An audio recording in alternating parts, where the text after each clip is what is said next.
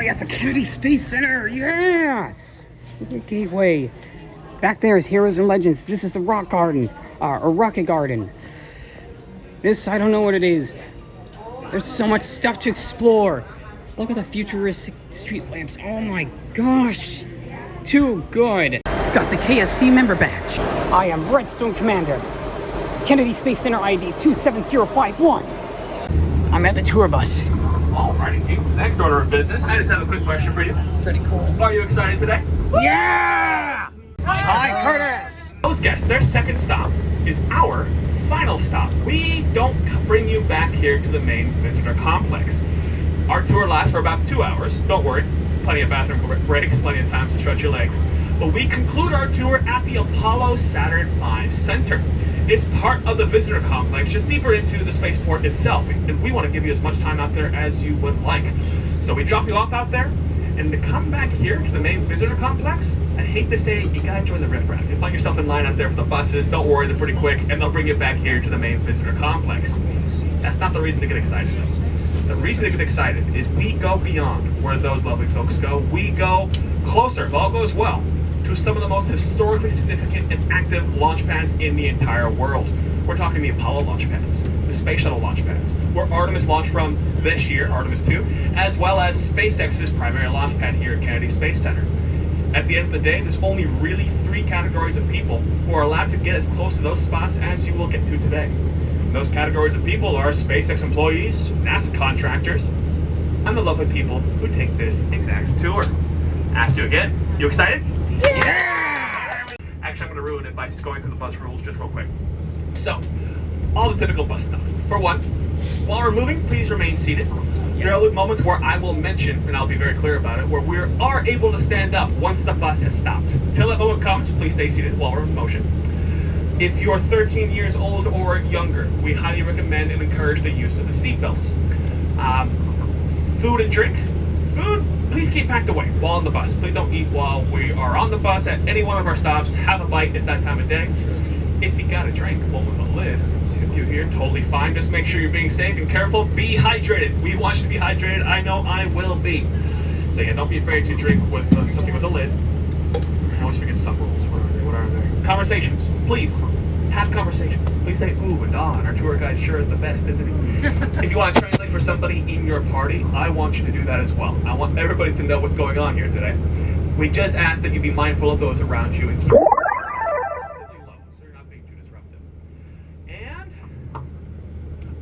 Thank you, Curtis. I always forget that one. Videos and photos. Are you allowed to take any on the tour today? As many as you want, with one exception. When we leave the main visitor complex here today, we go by a security checkpoint. It's our way of getting deeper into the spaceport. And for the security of the staff at that checkpoint, we ask that you put away all recording devices in that moment. It never lasts very long. I'll let you know when it occurs. It'll let it stress you out. Beyond that, though, take pictures and videos. That's why you're here. Now, we will head out in about 2 minutes. We like to give a little extra time for those who might be running after the bus. We don't want them running through alligators or anything like that. But I'll use this time to bring up, we have a launch within the next 24 hours from Kennedy Space Center. What is this launch? It's exciting. It's actually pretty cool. It's a Falcon 9 rocket launch, a SpaceX launch. They'll go quite a bit. So, during the good time of year, about twice a week, actually. But usually they're delivering commercial payloads, scientific or satellite payloads like Starlink and the like. But this payload is a little different. It's called Starfall. It's a demonstration of this technology that SpaceX is developing, where you can deliver something from low Earth orbit back to Earth in a very sensitive, delicate way. At least that's how the design is supposed to work. Because, imagine this. Imagine in the next 10, 20, 30 years, we have new space stations that their whole goal is to 3D print organs, working organs. In a zero-gravity environment, there's no pressure on your 3D printer. You can do all sorts of things with 3D printing. And then you got to deliver it back to Earth while keeping it safe and intact. Well, this is the start of that technology, the way of delivering something from low Earth orbit. It's the beginning of manufacturing in space. So that's what they're delivering. It's called Starfall. And it's launching tomorrow between the time of 6:43 a.m. and 7:43 a.m. It's a 1-hour launch window. If they can't launch in that window, they can't launch at all. If you're curious about whether or not you can see that launch, well, from Kennedy Space Center, Nah, they open the park at the normal time, 9 a.m. So don't worry about coming here to watch the launch. If you're within 20 miles or 30 kilometers of the Space Center, if you're staying in Cocoa Beach or Titusville, all you've got to do is look up. It's a rocket, folks. It's big, it's bright, it's loud. If you're in Orlando or thereabouts, you're thinking, should I drive up for it? I say don't disrupt your vacation. Just keep an eye on the east, because if the day is clear, you can see launches from Orlando. I've seen launches of the Falcon 9 from both Universal Studios and from Disney World. Yeah. So if you're in that area, don't be afraid to look east. I'll give you more information how to keep up to date on that and how to know if everything's going well and what you're looking at and live streams. I'll give you that resource soon enough. But we're about ready to head out. Now, before we head out, or as we're about to head out, you may have told your friends and family back home that when you're coming here to the Kennedy Space Center, that you're coming to Cape Canaveral, where NASA launches their rockets. And that's half right. For you see, I'm guessing you crossed a river to come here to the main visitor complex here today, a big wide one. It's called the Indian River. On the other side of where we are now, there's another river. It's called the Banana River. And that makes this an island, right? It's called Merritt Island. Yes. That is where Kennedy Space Center, that is to say, that's where NASA resides. Now, on the other side of that other river, the Banana River, that's Cape Canaveral. It's a little string bean of a barrier island connected to the Merritt Island on the north side. And they do launch from there. There's a whole bunch of launch platforms, multi-user spaceport. They have the Boeing and Lockheed Martin company, the United Launch Alliance. They have a launch pad out there. SpaceX, that launch pad for tomorrow, they launch from out there as well. And they have the Blue Origin launch pad, Launch Complex 36, where nothing interesting ever happens. Yeah, no, even during the best of times, we can't bring you over there anyway. We're not going to Cape Canaveral.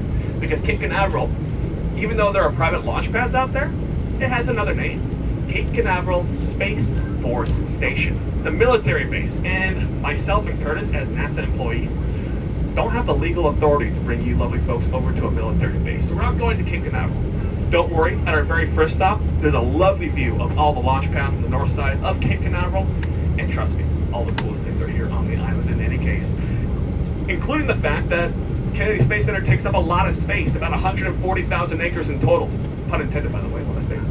And NASA does not need all of it. They only need about 5% of that space to actually support the launches. So the government decided to devote the rest of that space, which is about 10 times the size of New York City combined, or altogether, I should say. They decided to take it and make it a wildlife refuge. Federally protected flora and fauna, all the national park rules apply. And keep an eye out. It's always a space tour, but some days it's a safari. There are days where there are always animals outside, so keep an eye out. There's over 350 species of different birds alone. There's armadillos, there's tortoises and turtles, and occasionally we see a bobcat. Curtis and I saw a bobcat a few months ago. And of course, everybody's favorite Floridian wildlife, the gators. Keep an eye on the waterways, folks. It's hot out. They tend to hide in the water, but if you see one, don't be afraid to holler. There's over 5,000 of them here on the property, potentially up to 8,000. They don't have a more precise number than that. Kind of a wide margin, you'd think. But every time NASA sends somebody out to count the alligators, they just never come back. So until then, if you see a gator, don't be afraid to call out. If it's the right spot, Curtis can slow down the bus so we can get a better view. Not guaranteed. Not every spot's good for that. But if you see one, don't be afraid to say so. Now back to Blue Origin. I alluded to it's I'm only allowed to call it an anomaly. What happened a few weeks ago? That's the word I was told to use. I am allowed to use the words big and freaking though. So we had a big freaking anomaly a few weeks ago at the Blue Origin launch pad. And fortunately, they're building that launch pad back up. They're hoping to have a launch of that rocket from that launch pad before the end of the year. I'll tell you more about that. But first things first, the very first thing on this space tour is this rocket tour, right? I want you to picture yourself in that little black capsule at the very top. Because in a rocket just like that, Alan Shepard, the first American to ever launch into space, launched into space. Now, that rocket's real. It's called a Mercury Redstone. Real, but not used. But in 1961, yeah, Alan Shepard launched from Cape Canaveral. Up he went, and again, a rocket just like that. Hung in space for a few minutes and then splashed down to the ocean for a grand total of 15 minutes of flight. They call it a suborbital flight. Oh, and here's a security checkpoint. Please don't hit. I've seen this bus stop because an alligator had to cross the road, and I've seen this bus stop because a rocket was crossing the road. You think I'm joking? We've been held up for 30 minutes at a time at one point. Now, if we were to keep going straight on this road, over this overpass, we would end up in the south side of Kennedy Space Center. You can see some of the buildings from here. all the preparations for launch are done down here. This is the industrial area. It's where they prepare the ground equipment, the cryogenic fuels, the experiments that go to the space station, and more. But also, when you become an astronaut, you're hired by NASA, you're excited, time to move your family closer to where you'll be working. You don't move to Florida, you move to Texas, Houston, the Johnson Space Center, where the mission control is. That's where you do your training, it's where you get your office. But a week before your journey to space, you gotta come to Florida. You gotta go to one of the buildings over there where the crew quarters are. That's where you go into quarantine. You gotta make sure you're not gonna carry up any nasty colds, flus, viruses, bugs to the International Space Station or to the moon. But the morning of your launch, you suit up, you wave at the cameras, you get into the Astrovan, and you see this road to our right that we're about to become parallel with from the south side there. The moment we do become parallel with it, which is right about now, we are now in the footsteps of the astronauts, so to speak. We're matching their route to the launch pad from the crew quarters from here on out for the tour. Now, tomorrow's launch is a good indicator that you're here at an exciting time in NASA's history. For the first about 60 years or so of NASA's existence here on the island, we saw about 30 to 40 launches a year from Florida. On a good year, it was about 50 launches. Last year, 2025, we saw 109 launches. It broke the old record by over a dozen. And that's almost entirely thanks to SpaceX and their medium-lift vehicle, the Falcon 9, whose first stage, or booster, takes off, but then comes back home, lands vertically, and could be reused. But it can't be reused right away. It has to be processed first. It's got to clean out all that toxic fuel from the inside. And if you look directly to your left, you can't see it too much right now. In a moment, you'll see it better. But you'll see a series of black and white buildings. Those are associated with Hangar X, a processing facility for the Falcon 9 rockets. We have a real Falcon 9 to show you in the Gateway building, back in the main visitor complex. That Falcon 9 was used twice. It was an earlier series called Block 3. These days, Falcon 9s can be used, there it is, Hangar X. They can be reused more than 30 times. The record right now is 35. And SpaceX is hoping to break 40. Now, I'm sure you're curious, what the heck is this thing? Under construction right here. This is also SpaceX all the way. It's under construction, of course, but once they complete building it, it will be called the Gigabay. SpaceX is all the fun names. What is the point of the Gigabay? It's a garage, and the goal of it will be to partially assemble Starship. I'm guessing you've heard of Starship. If you haven't, SpaceX's new project. They're working on it right now, south of Texas, or south of Houston, Texas, in an area called Starbase, Texas, Boca Chica. And that's where SpaceX has their headquarters and all their rocket testing. And they're testing out this 40-story tall rocket called Starship. It's a spacecraft that can be a lunar lander, but it can also be a spacecraft that can carry up to 100 people at a time, potentially to the moon or even to Mars. I will tell you more about that soon enough because they're doing a lot of work for it at the launch pad. But when that rocket is operational, ready to go, no more testing needed, that garage will be used to partially assemble the rocket and bring it out to the launch pad. Now, speaking of preparing rockets, directly ahead of the bus, you will probably see a building with the American flag on it and the NASA logo on it. Very recognizable for NASA. It is the largest single-story building in the entire world. Despite the fact that it's about half the height of the Eiffel Tower and a third of the height of the Empire State Building, it is a single-story building. It's called the Vehicle Assembly Building, or NASA loves its acronyms, the VAB. And you walk in on the bottom floor and I mean it. You look up and you see the ceiling attached to the roof. Because that, like our Gigabay, is a giant garage. Now, if it had normal floors, normal stories, like a normal building, it would be about 53 stories tall. But as it is, the only thing inside there is a lot of space, a lot of volume to build rockets. For you see, NASA had to solve a problem in the mid-1960s. The problem was they were going to the moon. Now, most rockets, even the Falcon 9 to this day, you can build on their side in a hangar, and then go to the launch pad, drop it up in the launch position, easy peasy. Going to the moon, not so easy peasy. They would use the Saturn V moon rocket, which would come in 3 major sections called stages. That's not even including the spacecraft tucked on top with the astronauts. All together, we're talking the height of a 36-story tall building. That's how big this rocket would be. Now, NASA does not like the word impossible, but they do love the word practical. And to build that rocket on its side and prop it up at the launch pad was not practical.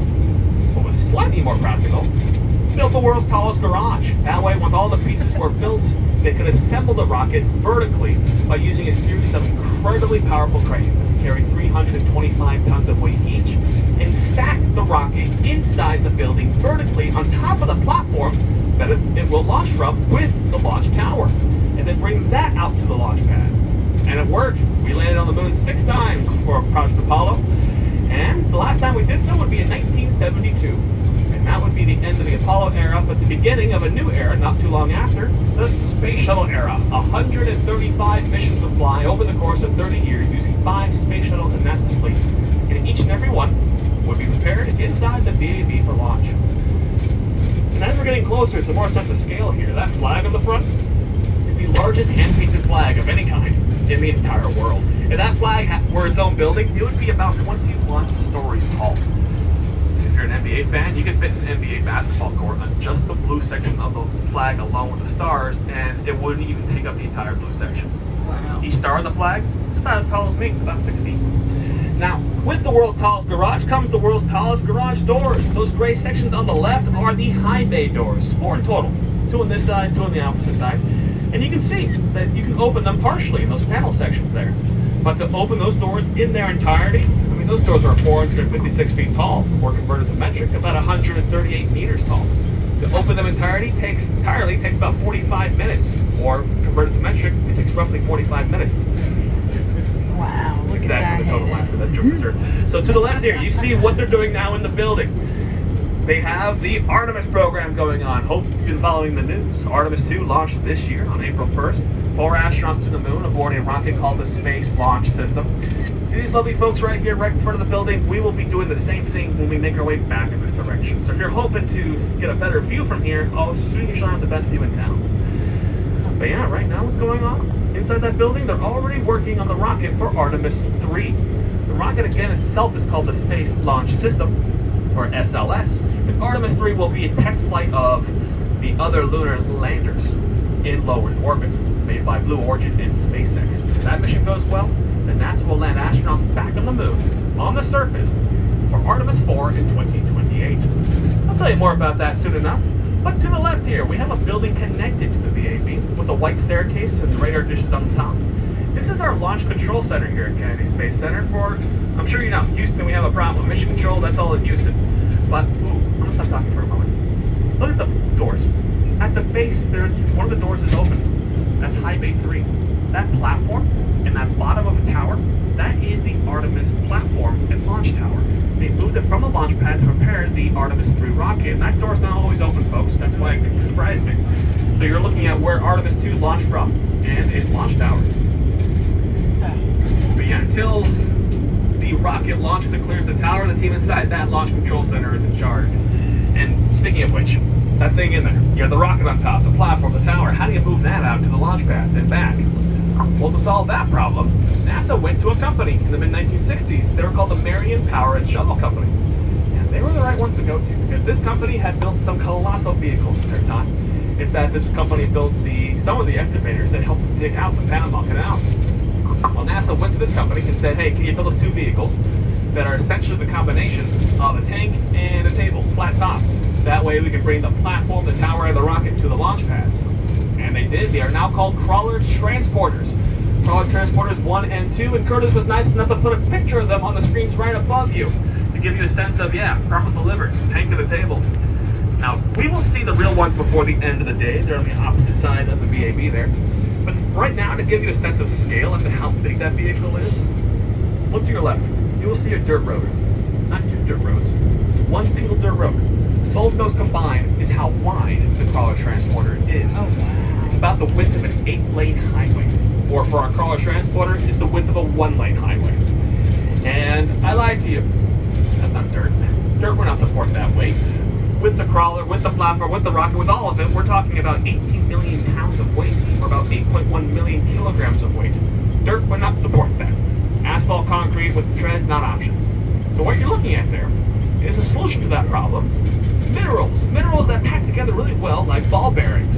So there's not too much vibration on the rocket, and the top layer will always be crushed, so you don't have to worry about the integrity of the road.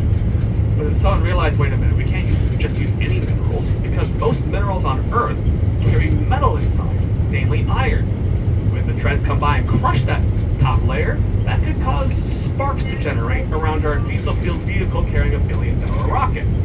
Not ideal. So what NASA did, what you're looking at there, That's river rock. River rock imported from the Tennessee River out of the state of Alabama. The Tennessee River goes to Alabama a little bit, and that's where NASA sources these minerals from. And they carry no metals inside. River rock, no worry about sparks, it's perfect. I'll tell you more about that vehicle and so much more soon enough. But first, we have our very first stop. It's that tower up ahead. It's called the gantry at LC39. From here, you have a beautiful view of the launch pads we'll be going to a little later, further ahead of the bus here. But also, you can see a little bit right now. We have a couple of launch pads to our right here across the water. Those are the Cape Canaveral launch pads, where we can't go to, but where we can see. So the top of that tower, you get a beautiful view of all of it. But there's more than just a view out here. The top floor has some digital games where you can make your very own rocket, see if it flies. The bottom floor, the courtyard area, there's a gift shop there in case you want a knick-knack or a snack. There's a bathrooms, of course. There's a little show about NASA's impact on the environment and some displays devoted to the wildlife refuge. A lot to explore. So I'm not going to guide you here. This is for you to look around. You'll see other guests are here as well. All we ask is that if you're enjoying the tour, you want to join us again, come back to this bus in 30 minutes. We made it to Gantry 39, the first stop of this bus tour. So I think this will be very interesting to see. Let's go.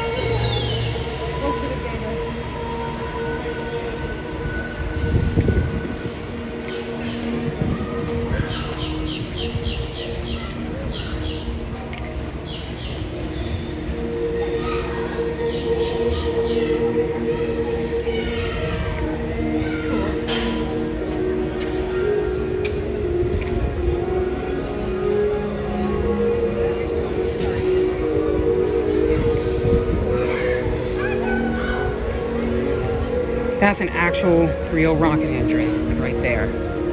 They just manipulated and altered it so that way it's only going to produce mist and not actual flames in the show. Okay, Charlotte, let's wait for your dad.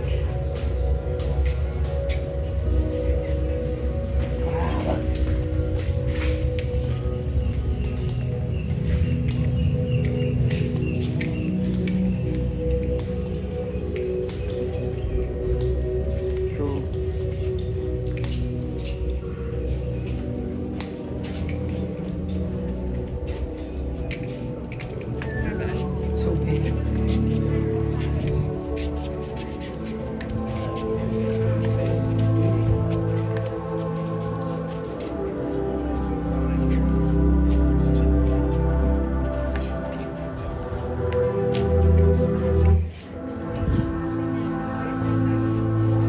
That's neat, huh?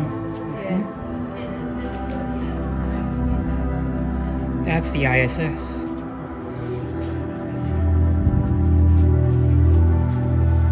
Makes me feel like I'm moving. It's kind of hard to watch.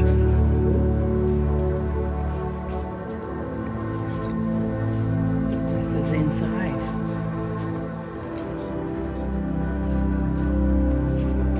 Stand in the center of the room.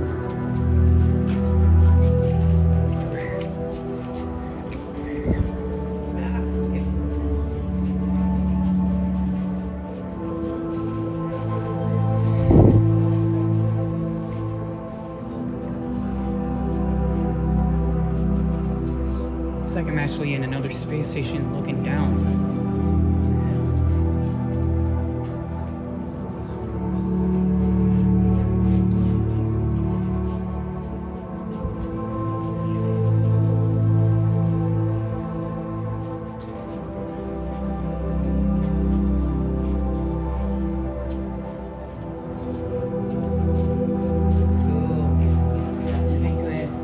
Give somebody else a chance. Okay? I don't like this music that plays. You don't like the music? Why? It's very sad sounding. Oh, it's just meant to be a little ominous and futuristic. I mean, I get it that it sounds more ominous, but I think it sounds more depressing more than ominous. Is Charlotte with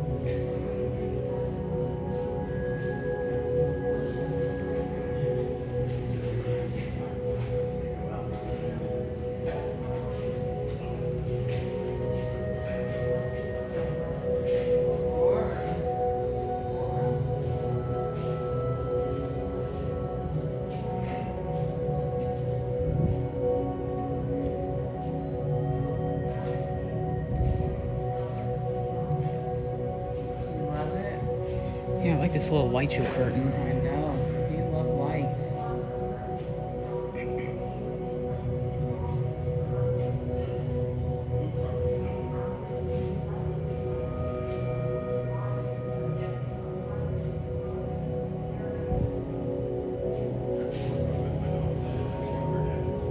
Can I hold it? I can hold it. Steady. I'm just gonna get you in it. I just wanted to capture all the light shows.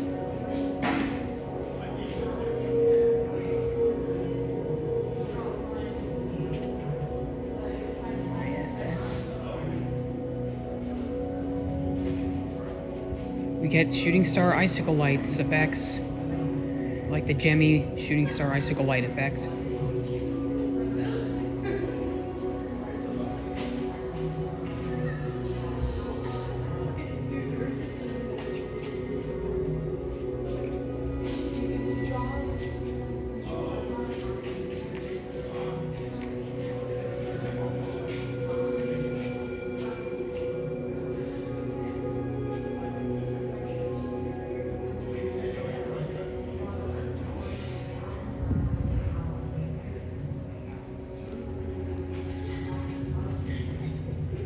This makes me want to get myself a Govee light curtain.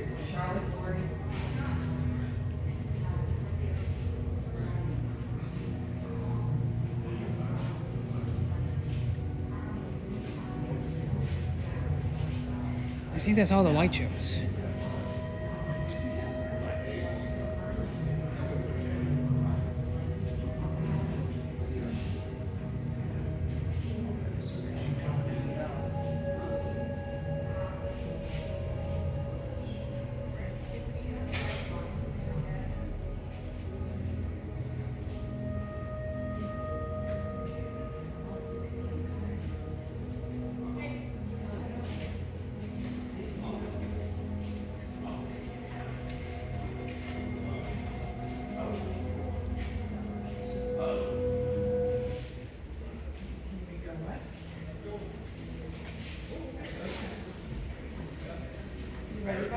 Yes. Over here is the main tower. The main little outlook tower. Gantry 39. This is the bleachers. This is what you can use to look for launches. There's a little launch here. Let me just, okay, oh, it's already loaded.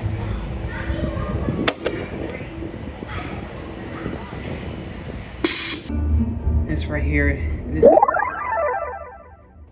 I don't think this is a notice. I think this might be a notice. Who knows? Here's what I call the command center. Welcome to the command center.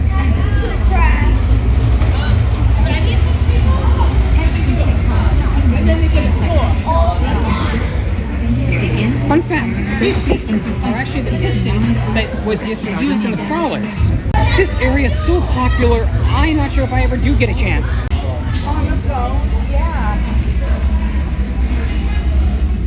Target acquired.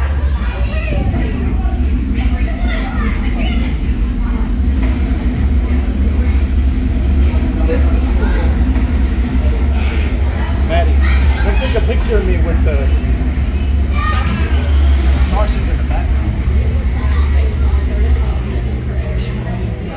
What is that? This helps you learn. This helps you learn information about the towers. Cool.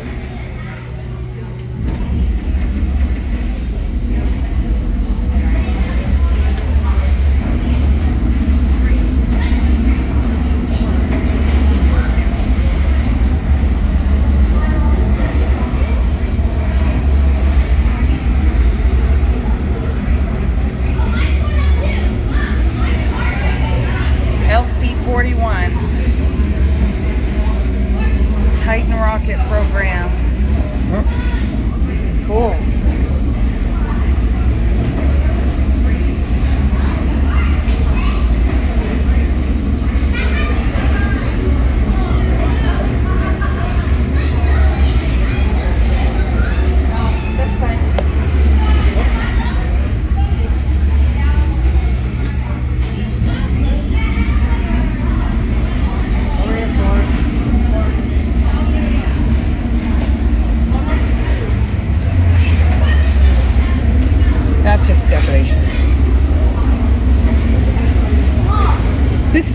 This area is so popular, I'm not sure if I ever do get a chance.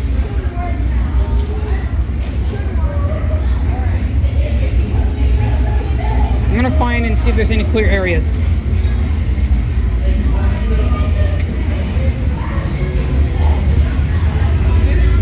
There's a clear area. Let's see. Thank you. Retry mission? Sorry. I know. I'm too entranced. Touch to begin. I'm doing it. Let's begin. I am Sol, NASA's artificial intelligence assigned to this station. You have been recruited to help assemble and test a new state-of-the-art propulsion system. The next screen will require you to select a mission. Be mindful, your rocket's performance rating will depend upon which mission you choose. Deep space. Deep space. When targeting a Mars transfer orbit, consider a robust propulsion system capable of sustaining long-duration travel. Ensure ample fuel reserves to navigate the complexities of interplanetary trajectories and equip the payload needed for deep space exploration.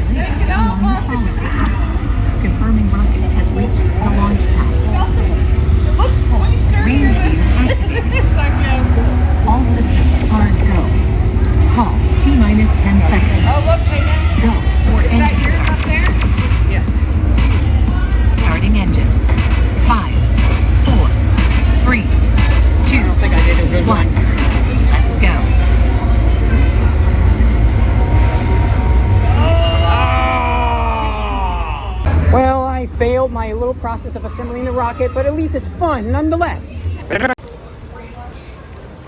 Fire! There's also little launch rockets, but why do I want it? That's too kiddish! The test immediately. You're still go. This school is all. I advise against this. Your temperatures are still too hot for safe ignition. Give it a second. Calculating fuel. Something urgent's happening here. They're trying to fuel up the engine. We are stabilizing. They're stabilizing. Let's get a go, no go for primary system. Are we a go for highway? It looks like there's we are a no-go on highways. What? No go. Highway 3 is not firing. Oh no, Highboy 3 is not firing. Thank you. Excess hydrogen underneath the rocket would result in a heavy blast wave that could damage the structure and the rocket itself. In other words, these two launch pads were built for Project Apollo. And NASA at the time was not sure how many of these launch pads they would ultimately build, so they went with subcategories. We're now facing Launch Complex 39A, and then soon we shall go up to Launch Complex 39B. And 39A, it's got a lot of history to it. Where that black tower on the leftmost side is now, from that very spot, every single Apollo mission that landed astronauts on the moon took off from right there. Apollo 11, 12, 13, and onwards. And then when the Space Shuttle era took over, that black tower was built as a permanent structure to support these Space Shuttle launches. And 82 Space Shuttle crews launched from that very spot as well. Now these days, I bet you can't guess who is running this launch pad. They're very humble about it. Yeah, SpaceX runs it, and they pay rent to be here. About $100,000 a month to NASA. So that's math. Don't worry, NASA pays them right back, because from this spot, primarily is where SpaceX sends NASA's astronauts to the International Space Station. You can tell that it's still a human-rated launch pad because look at the black tower on the left side. If you have a good eye, and I think the weather here is good for it, you can see a series of black strings or cables coming down from the top of the tower towards the left. Those are emergency escape zip lines. In case you need to run away from that rocket as fast as possible, you ride the zip line down and hopefully there's an emergency escape team ready to take you to safety. And I bet you cannot guess the official work vehicle manufacturer who works with SpaceX right here. Sometimes SpaceX employees here like to wave at the bus, sometimes they're not in the mood. We are not in the mood today, don't worry about it. Now, if you're the rocket, if you are a Falcon 9, you're on your side, you're on the flatbed truck, and you're ready to go up to the launch pad, you go into this white building right here. The door is open today. This is called the Horizontal Integration Facility. Inside there's a white claw-like device waiting for you. It is right now at the base of the black tower. Do you see that white thing that looks like it belongs in a Transformers movie, a big old white claw? It's on a series of rails. That Stromback transporter picks up the rocket, moves it up to the top of the launch pad, and then props the rocket up in the launch position, and moves away right before launch. And on each side of it, you see a series of pillars. 4 black pillars to the left, 4 to the right, 8 in total. Those are connected to the water tower. For when launch happens, lots of things happen, including a lot of noise. And sound is a problem. It's vibration moving through the air. And at these volumes, this vibration could be enough to damage the launch pad, get in the way of the rocket's trajectory, hurt the tower. So the water tower pumps 400,000 gallons of water onto the launch pad right before launch, suppressing the sound, creating a medium so it won't cause any damage. That's why when you see a rocket launch and you see all that white smoke billow up around the rocket, it's not smoke, it's steam from the flames of the engines hitting the water on the launch pad. Now that black tower, once again, it was built for the space shuttles, though these days used by SpaceX with their Falcon 9 and Falcon Heavy rockets. This tower that we're about to approach on our left side here, this is new. This is SpaceX all the way. This tower has a name, and SpaceX again has all the fun names. It is called Mechazilla. Let's think about Godzilla, Mechagodzilla, the giant robot with robot arms. Well, this has robot arms. At the base of the tower, a few stories up, you see this black platform sticking outwards to the right. There are 2 of them, one on this side, one on the opposite side. Don't worry, we will loop around the launch pad and get a better view soon enough. But those platforms are called the chopsticks.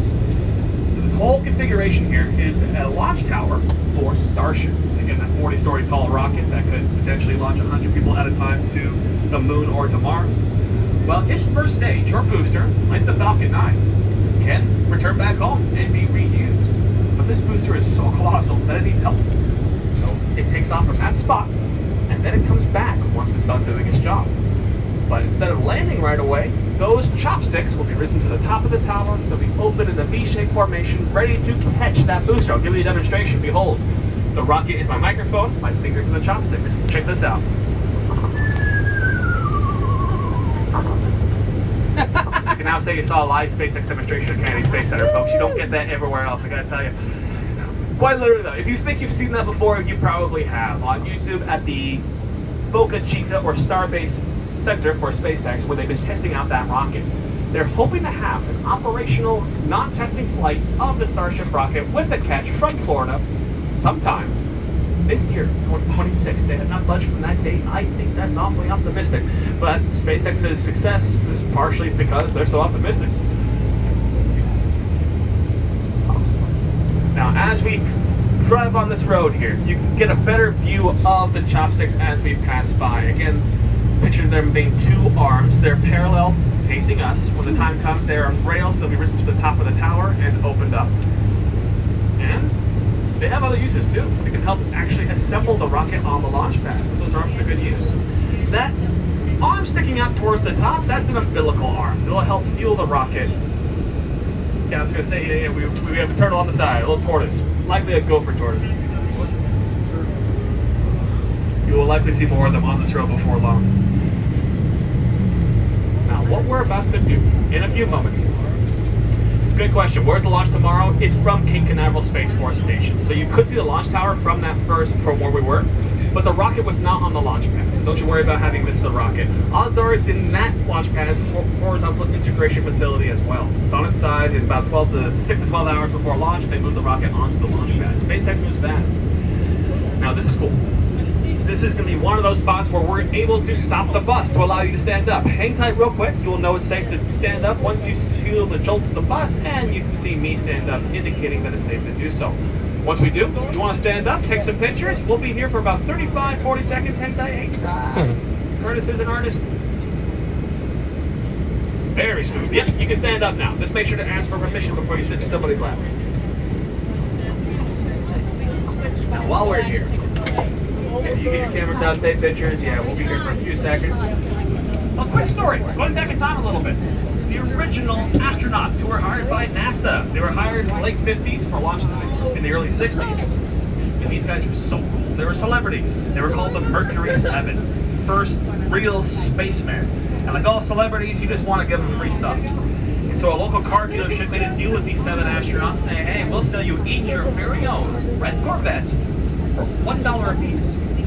Would you take up that offer? Almost all of those astronauts took them up on that offer. And the reason I'm telling you that story, please have a seat now. We're about ready to head out. There's a turtle underneath the bus. Directly under the bus right now. Did you guys catch that too? Fortunately, Curtis has a good eye. And this being a wildlife refuge, we can't do anything about it. So we're going to hopefully hope that he passes by. Hopefully it doesn't become Yeah, we a have a tortoise under the bus right now.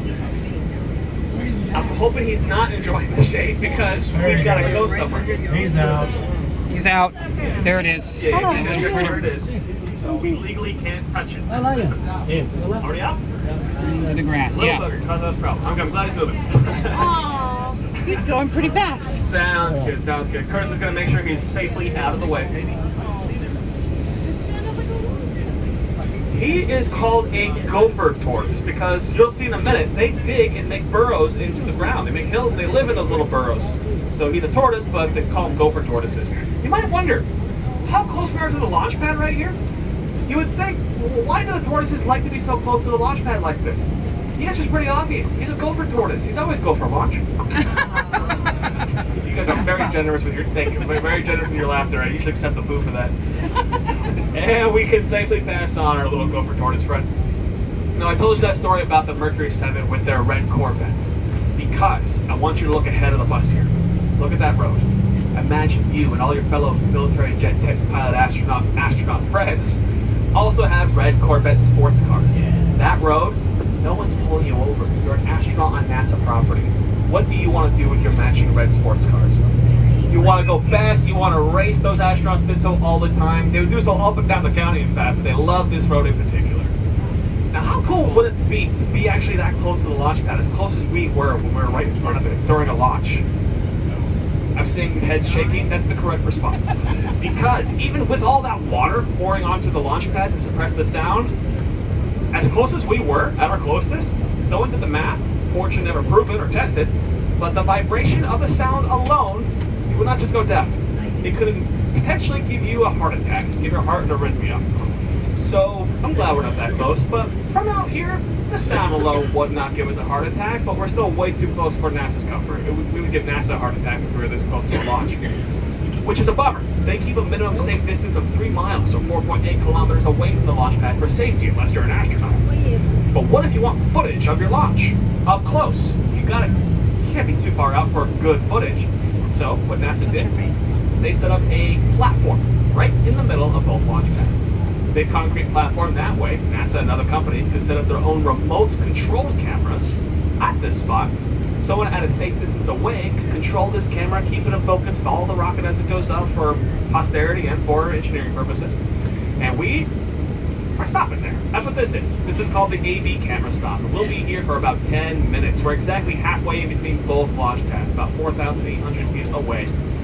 Now, we'll go to it later, but I want you to know when you get off the bus here, that launch pad that we'll go to soon enough, north of us, that's the Artemis launch pad, folks. Artemis 2 launched from there this year. So go on pictures, keep that in mind.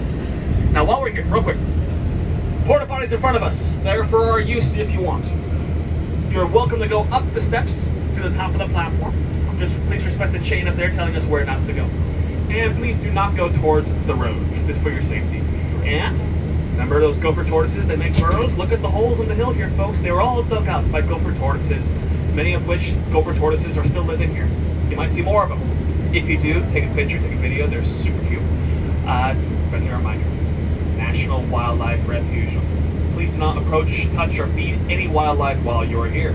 If you prefer to stay on the bus and enjoy the air conditioning, you're more than welcome to. We'll be here for 10 minutes and I'm getting off. Did you want to get off or do you want to stay on? I'd rather stay on. The story goes back to Apollo 12, 1969. It launched the same year as Apollo 11 from launch pad 39A, just a few months after that.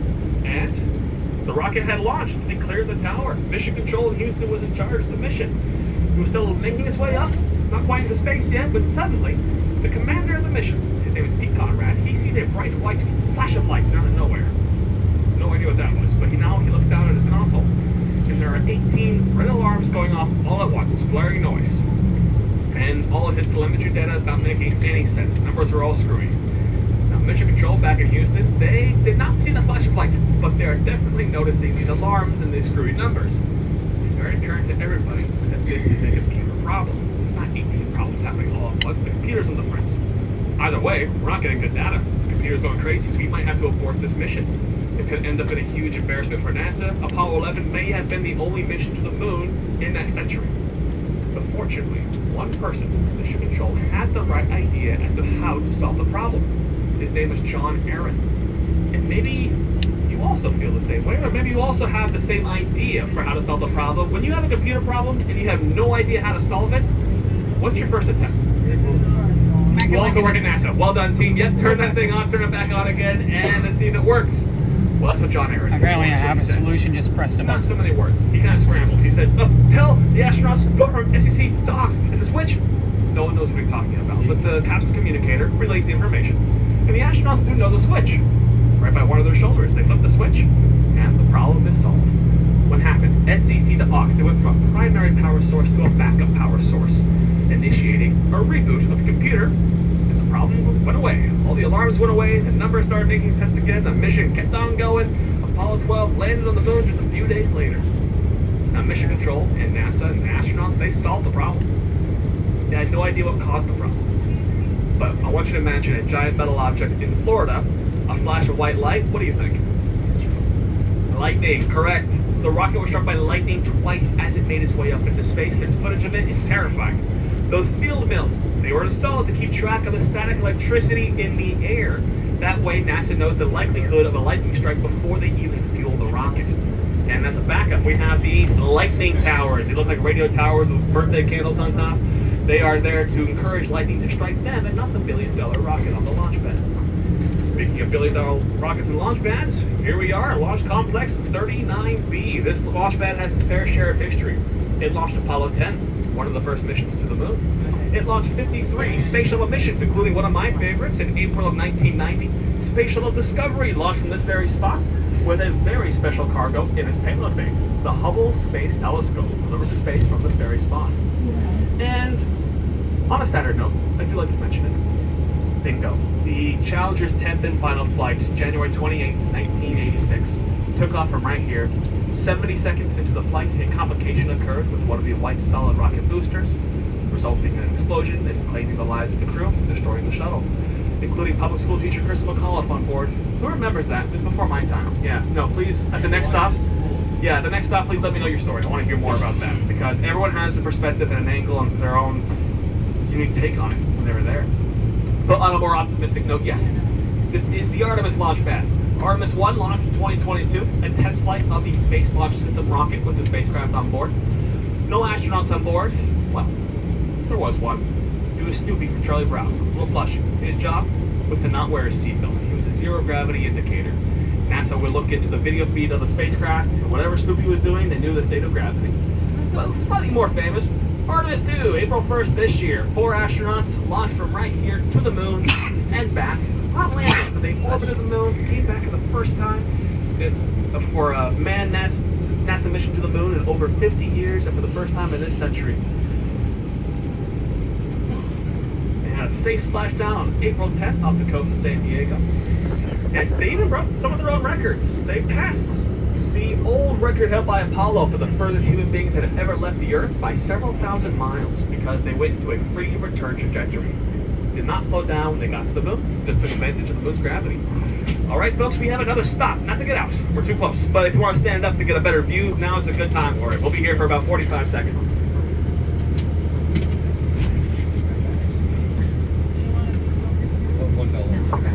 And yes, Artemis 3 will launch, if all goes well, sometime next year, 2027. The manned part of the crew will be launching from right here. Meanwhile, Starship and Blue Origin Doublet will launch with their lunar landers.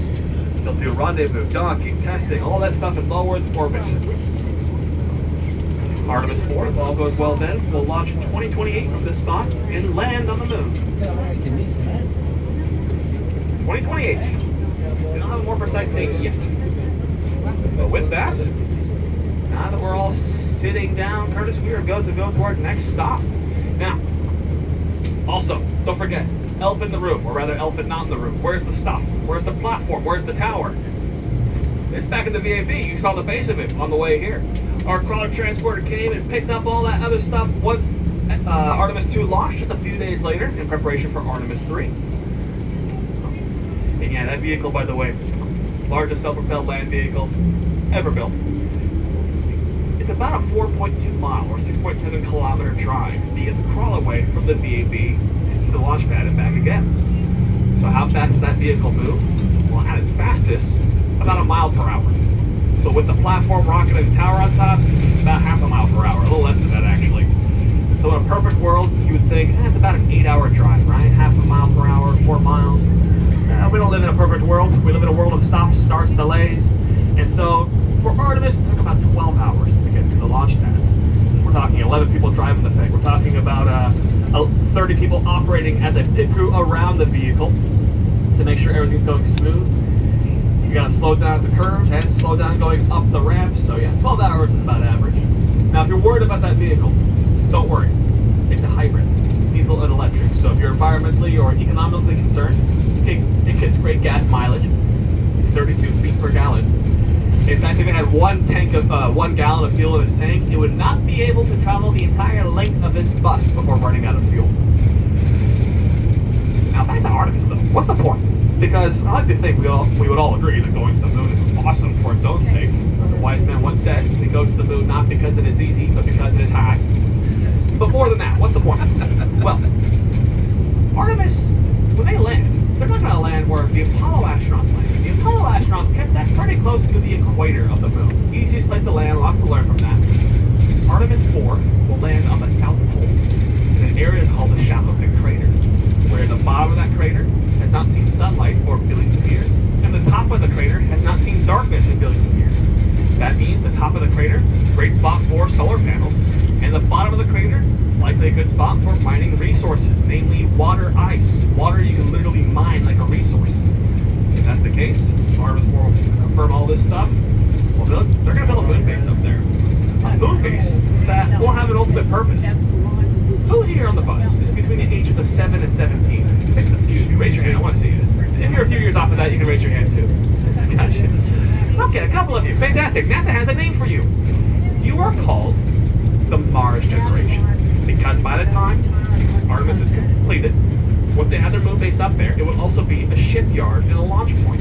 The moon has far less gravity than the Earth, and no atmosphere to speak of, which means taking off with larger rockets from the moon into deeper space will be much easier to do. And if you become an astronaut, by the time you're old enough to do so, your first mission will be to go to the moon in order to go to Mars.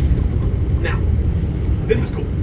To the left or to the right, what we're about to do, we're driving through the crawler way, because SpaceX does not need the crawler way for their rockets.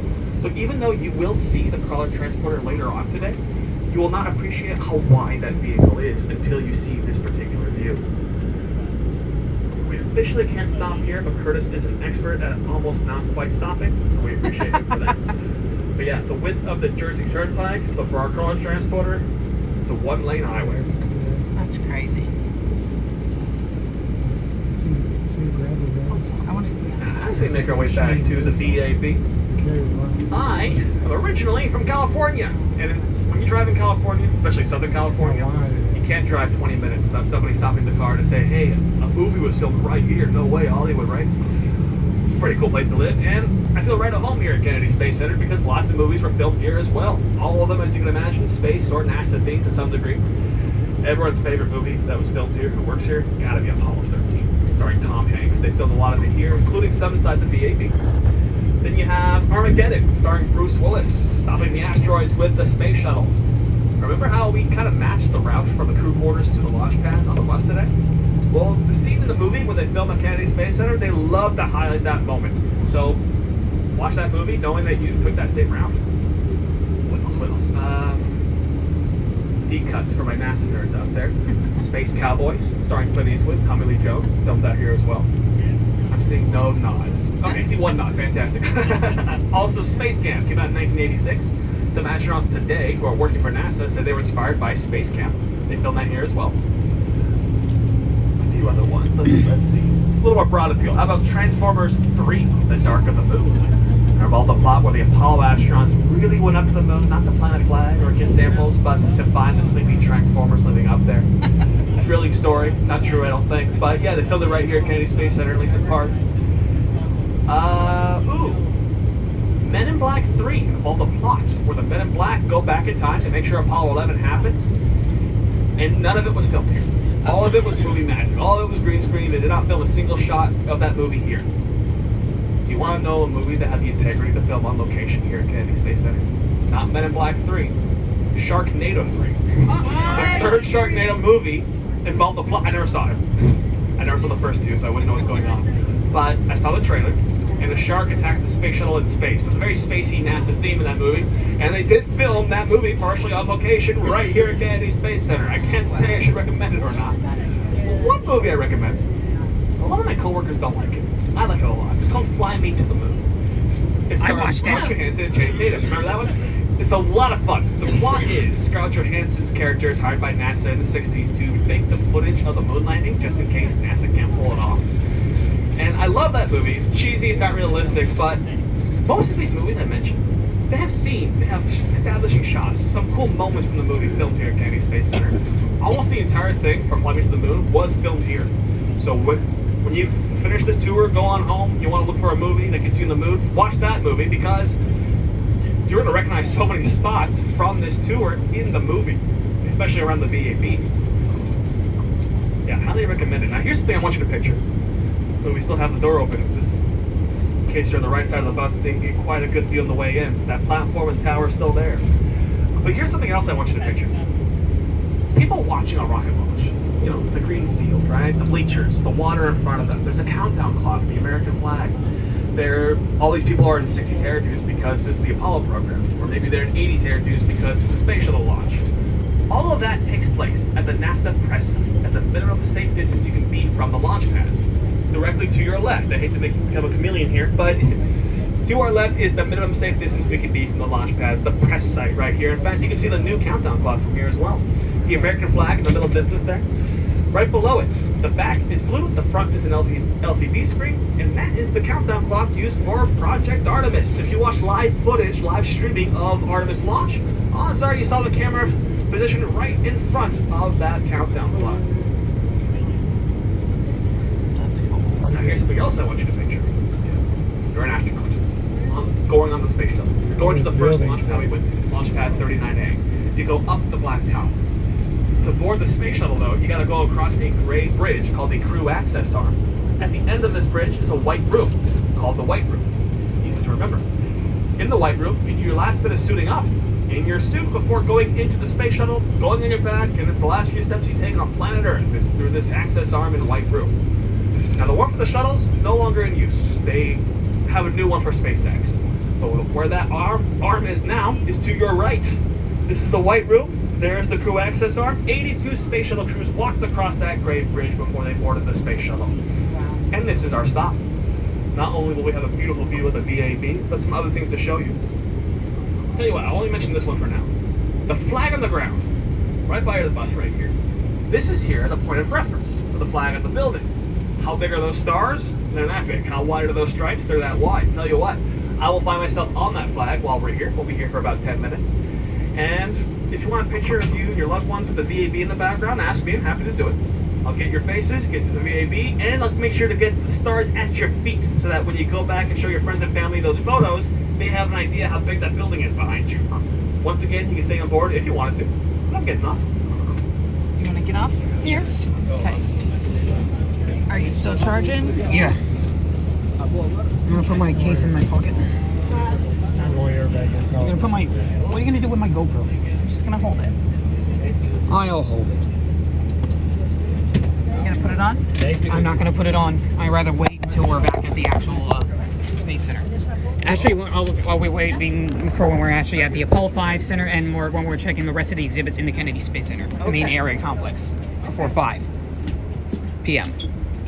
That's when it closes. Want to get out? Yeah. Thank you. You're welcome. I would have. You're welcome. I thought I saw you waiting for it. I want to make sure you got out. Thank you. Thank you. You're welcome.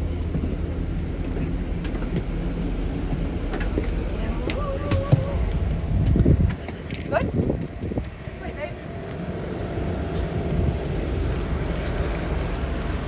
Is it me or does that look like the Texas flag? Is it me or does it look like the Texas flag? It almost looks like the Texas flag. Look at this gargantuan assembly building. This is what it looks like if you're walking through this little area.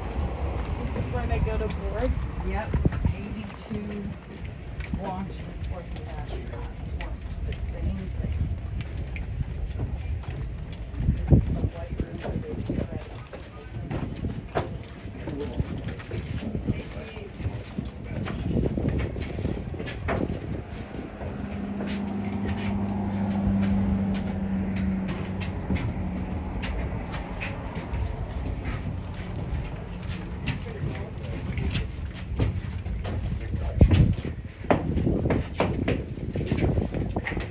Awesome, dude.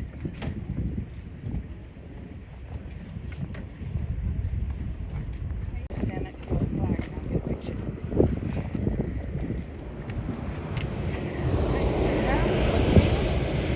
Nice.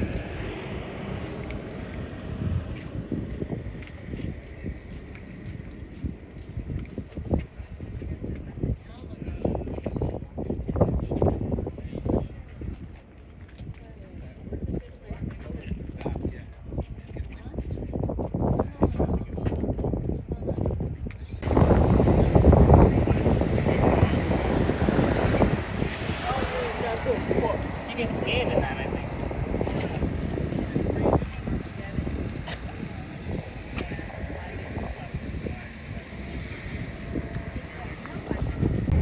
I'll tell you more about what to expect out there soon enough. But first, some more things to show you. For one, we got some more garages, which would be very impressive in their own right if they weren't, next to the world's tallest garage. These garages that are ahead of us make a turn they shall soon be on the right. They were built for the space shuttles, because the space shuttles, they had to be processed before being brought into the VAB.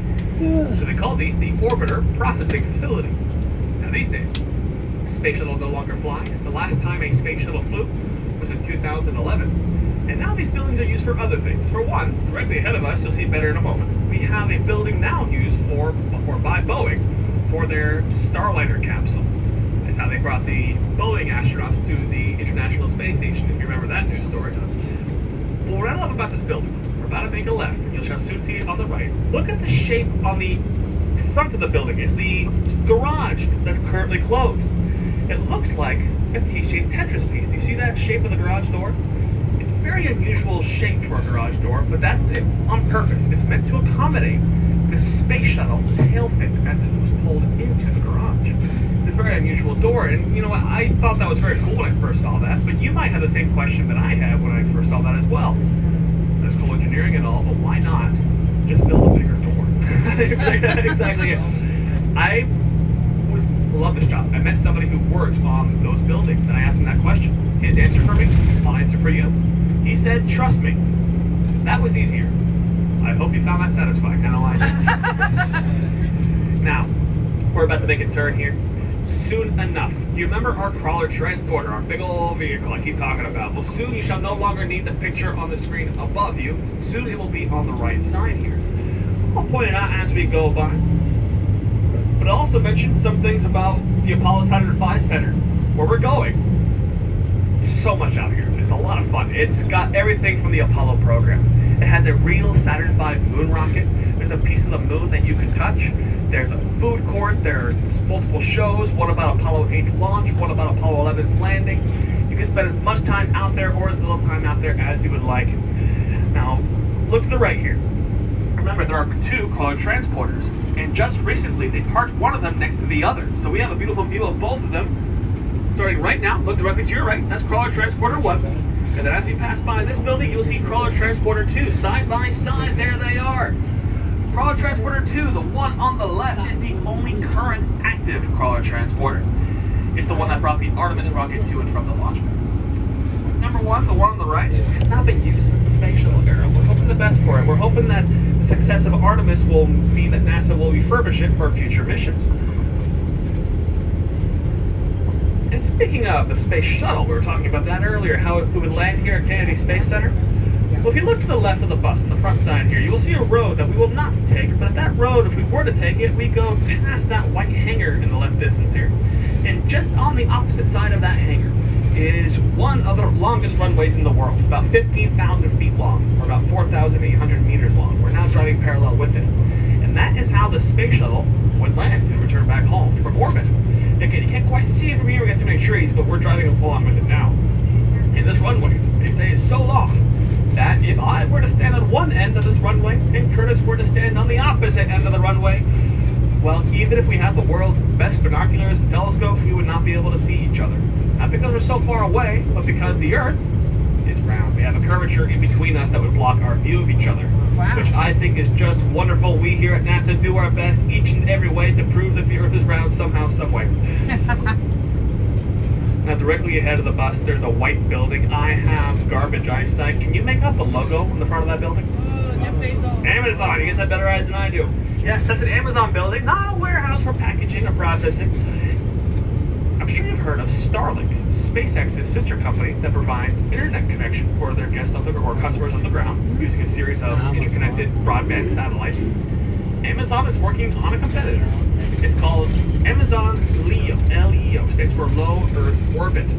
They've been using that building to help manufacture and launch up their satellites, and they don't have enough yet for a product, so they're working on it. But if you have an Amazon Prime account, keep an eye out. You may be offered some pretty cheap Wi-Fi sometime in the next couple of years. We'll see, we'll see. So the next thing you will see, there's the Apollo Saturn V Center to our left through the tree line here. Of course, you'll get a better view of it soon enough.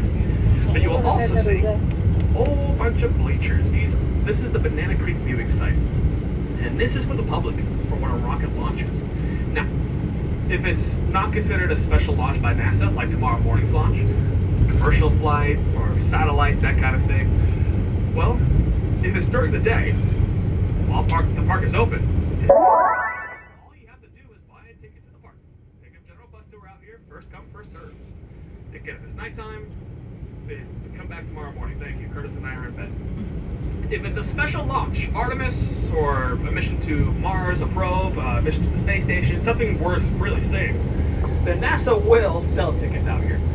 So find the Kennedy Space Center website if you want to be up close and personal for a launch from Launch Complex 39A or B to see them from these bleachers. Now here's another story. Astronaut Stuart Russo. He flew up on Apollo 14, went to the moon and back. He loved trees. He got permission from NASA to bring a whole bunch of tree seeds to space with him and to the moon. A lot of those seeds were sycamore seeds. If you look to your right, you will see sycamore trees. Can you imagine there's a connection? These are second generation from that original batch of moon seeds. We call them moon trees. Making these our moon tree garden here at Kennedy Space Center. Obviously, you're welcome to walk through it, as you can see. And at the center of the garden is a statue commemorating all the Apollo 11 astronauts facing their launch pad, 39A, where we just were. All three of those astronauts are there. There's Neil Armstrong, there's Buzz Aldrin, and there's the other guy. Someone knows it. Yell it. Ah, well done. I said that. heard it.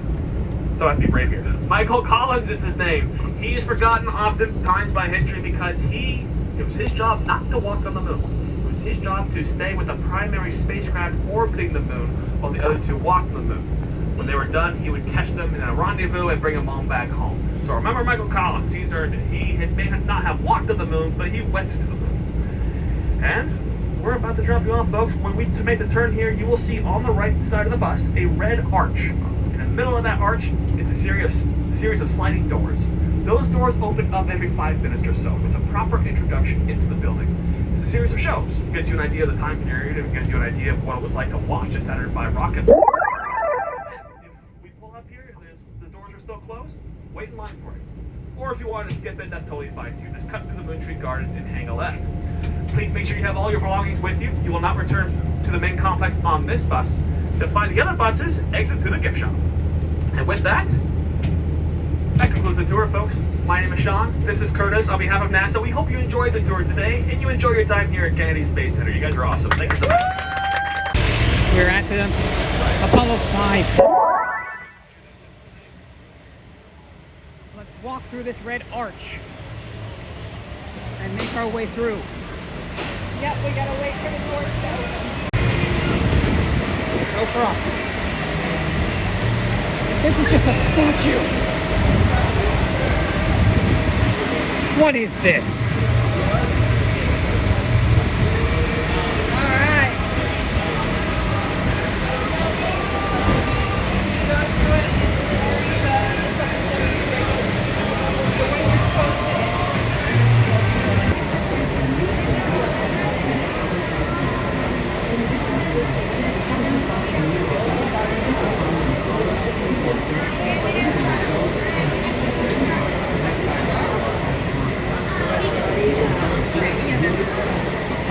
Stop pinching my shirt, please. Keep hands off, please. Keep hands off, please.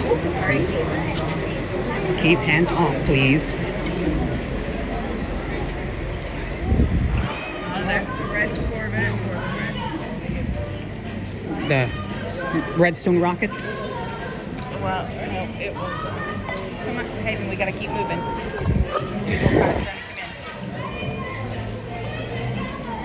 As you enter, please move all the way to the front of the theater to make room for the guests behind you. Our presentation will begin shortly. Welcome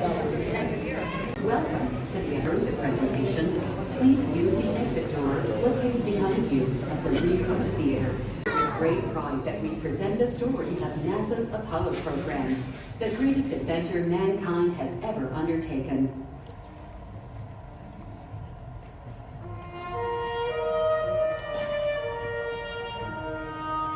When I was a kid, I used to dream about flying through space. Every week on TV, I'd watch my heroes that jumped into their rocket ships and took to the stars. And I wanted to be like them. They had courage, imagination, and no problem ever stood in their way for long. And on the end, when we actually did send men into space, it turned out that those were exactly the qualities it took. I'm John Hudson. This is Pad 39 at the Kennedy Space Center. I was a launch controller here when from this very spot, man took off to fly to the moon. It was a journey that began 12 years before that rocket ever left the ground. And it started on the other side of the world. Back then, we were one of two superpowers that always seemed to be on the edge of a terrible war. In 1957, the Soviet Union launched the first ever man-made satellite into Earth orbit. They called it Sputnik, which means traveling companion. And in a world where peace hung in a delicate balance, it seemed to create a dangerous advantage. Every ham radio operator in America could hear it beeping. People were afraid. Were the Soviets looking down on us? Watching us?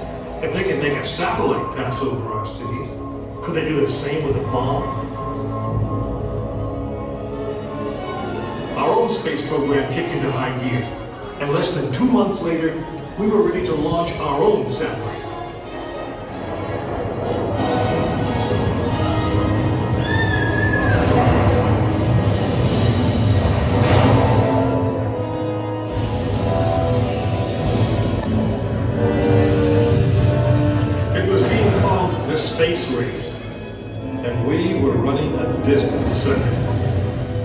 In 1961, we fell even further behind. Soviet cosmonaut Yuri Gagarin became the first man into space, circling the world in just 89 minutes. We had our own astronauts, and they were eager and ready to take the big ride. But our manned space program couldn't seem to get off the ground. We stuck with it, and on May 5th, 1961, things finally started going right. Astronaut Alan Shepard took his ship Freedom 7 6.5 miles into space. America had its first space hero. Just a few days later, our space program received a new challenge. But this one did not come from the Soviet Union. It came from our young president. In one inspiring moment, he changed the mission from one based in fear of the present to one of hope for the future. But why, some say, the moon? Why choose this as our goal? And they may well ask, why climb the highest mountain? Why 35 years ago, fly the Atlantic? Why does Bryce play Texas? We choose to go to the moon. We choose to go to the moon.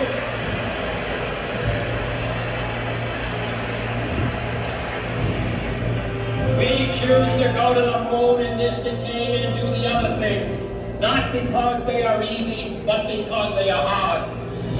We hadn't been more than 16 minutes into space, and now we will go into the moon. We would have to design a rocket the size of a 36-story office building, put it in a microscope, and accelerate it to the speed of a bullet.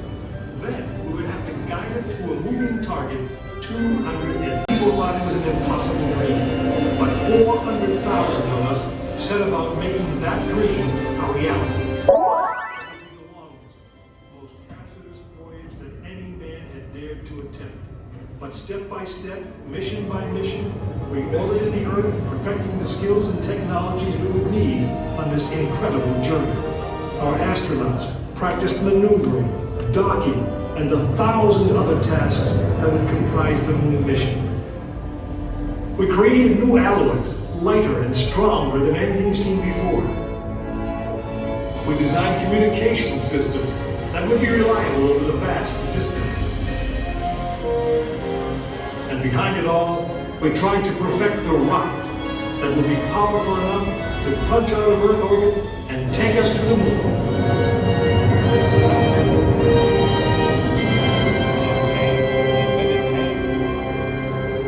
One day, however, the dream of flying to the moon almost slipped away. It was January 27th, 1967. Astronauts Virgil Gus Grissom, Edward White, and Roger Chaffee were on board Apollo 1 for a plugs-out test, a full-scale dress rehearsal for the actual launch. Suddenly it happened. There was a fire in the capsule. 3 men whose lives had been in our hands were lost. Surely the opening vistas of space promise high costs and hardships, as well as high reward. But this country of the United States was not built by those who waited and rested and wished to look behind them. After Apollo 1, some thought we'd failed, and that the moon was out of our reach. But we owed it to those men, to learn from their sacrifice, and to carry on. We started taking the Apollo vehicle apart, piece by piece. Was the design flawed? Had safety been compromised? Tough questions. And we spent 1.5 years redesigning the spacecraft so that no astronaut's life would ever be at risk because we overlooked something or because we could have done something better. A moon rocket is 91% high explosive, and it goes into the most unforgiving, hazardous environment there is. We could never make it risk-free, and the men who flew them knew that. We didn't send men into space again until Apollo 7 orbited the Earth, testing some of the new designs. When everything worked perfectly, the decision was made. The next mission would travel to the moon. It was mankind's destiny to leave the shores of our planet behind and strike out across the vast ocean of space. In the great span of our history, now is the time that we could. Now is the time that we would. We stood on the eve of the longest, most dangerous journey that any man had ever undertaken.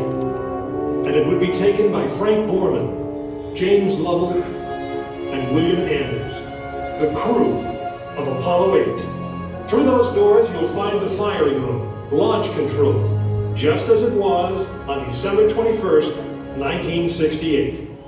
Please gather all of your belongings, take small children by the hand, and proceed through the open doors to firing room number 1. Welcome to Firing Room 1, the command center of Apollo 11. Let's go right here on this front row. Go ahead.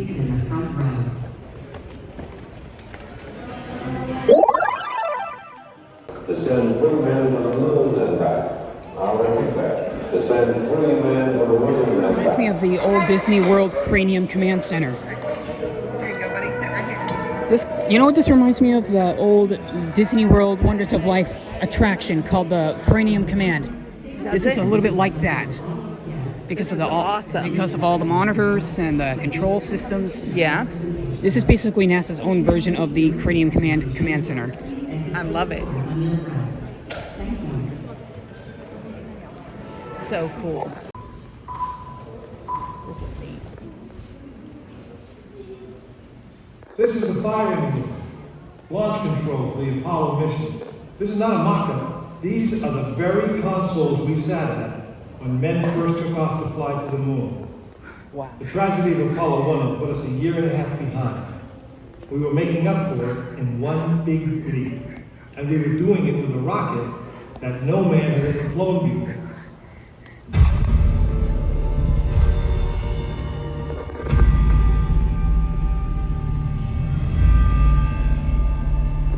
It was a few days before Christmas, 1968, when Apollo 8 sat on the pad. She was the first of a new kind, a moon rocket. This was the Phoenix, risen from the ashes of Apollo 1. The first Apollo crew did not. This was to be their testament.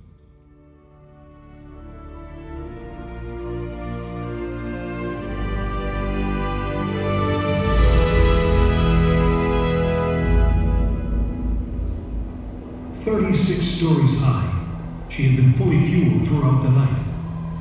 The liquid oxygen in her tanks caused ice to form on the outside of the craft. The extreme temperature differences between the air and the sub-zero fuel caused the metal skin of the rocket to expand and contract. Everyone was on the pad agreed. It was as though the rocket was alive, breathing, straining at the leash.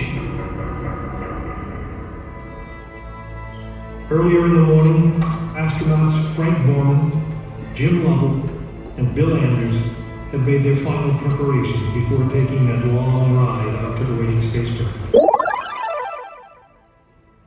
The minimum safe distance from a liftoff was 3 miles. The reason was simple. When fully fueled, the rocket contained the explosive power of an atomic bomb. As the clock counted down, the astronauts and all of us in launch control went through the pre-flight checks, our hands on the controls of the most complex machine ever built. It had over 2 million separate systems, and to bring these men back alive, everything had to work perfectly. Each individual system had been tested, but what we didn't know was how they would perform when all 2 million began to work together. That moment would come when the countdown clock reached 0.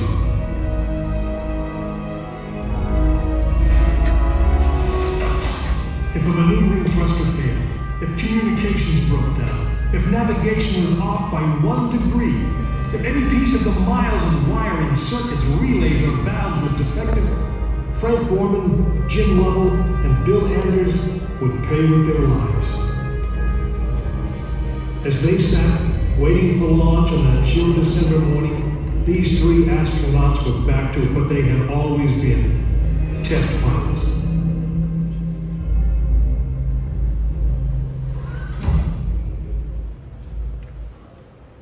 Cool. Wow. There's a full command center activating. You are now in the final minutes before the launch of Apollo 8. Right here, where it actually happened.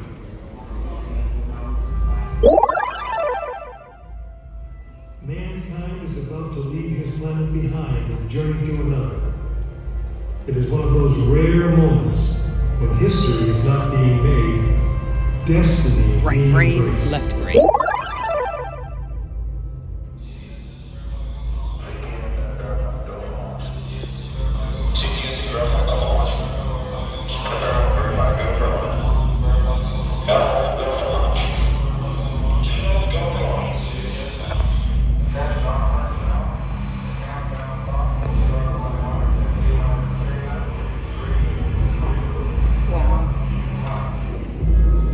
This is launch control, T-minus 3 minutes and counting. We have completed our communications checks with the Apollo 8 astronauts in the cabin, and the communications are go.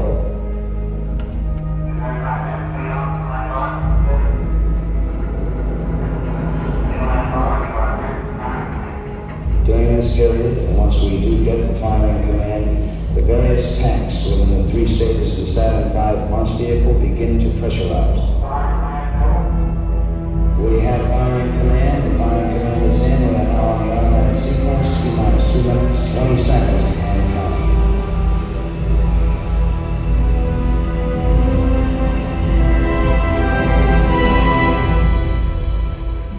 Our status board indicates that all aspects are ready. Instrument unit is ready. Spacecraft ready. Final check of the emergency detection system.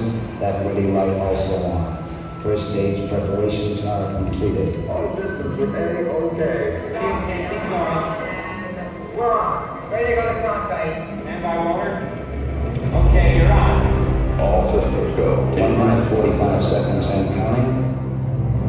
The first stage liquid oxygen tank has been pressurized, and the pressure is still building up. Coming up on 90 seconds, mark, T-minus 90 seconds and counting. The Apollo 8 crew standing by, spacecraft commander Frank Borman, Jim Lovell, Bill Anders. We now report that the liquid hydrogen tank in the third stage is pressurized. 1 minute, 15 seconds.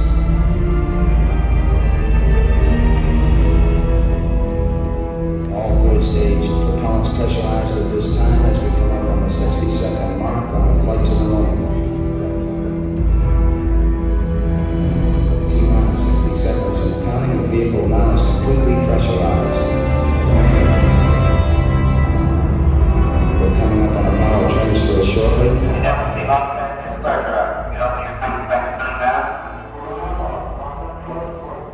We have the power transfer. We're now on the flight batteries within the launch vehicle.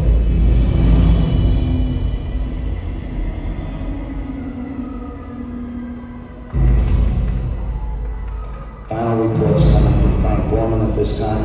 Final look at the switch list aboard the spacecraft.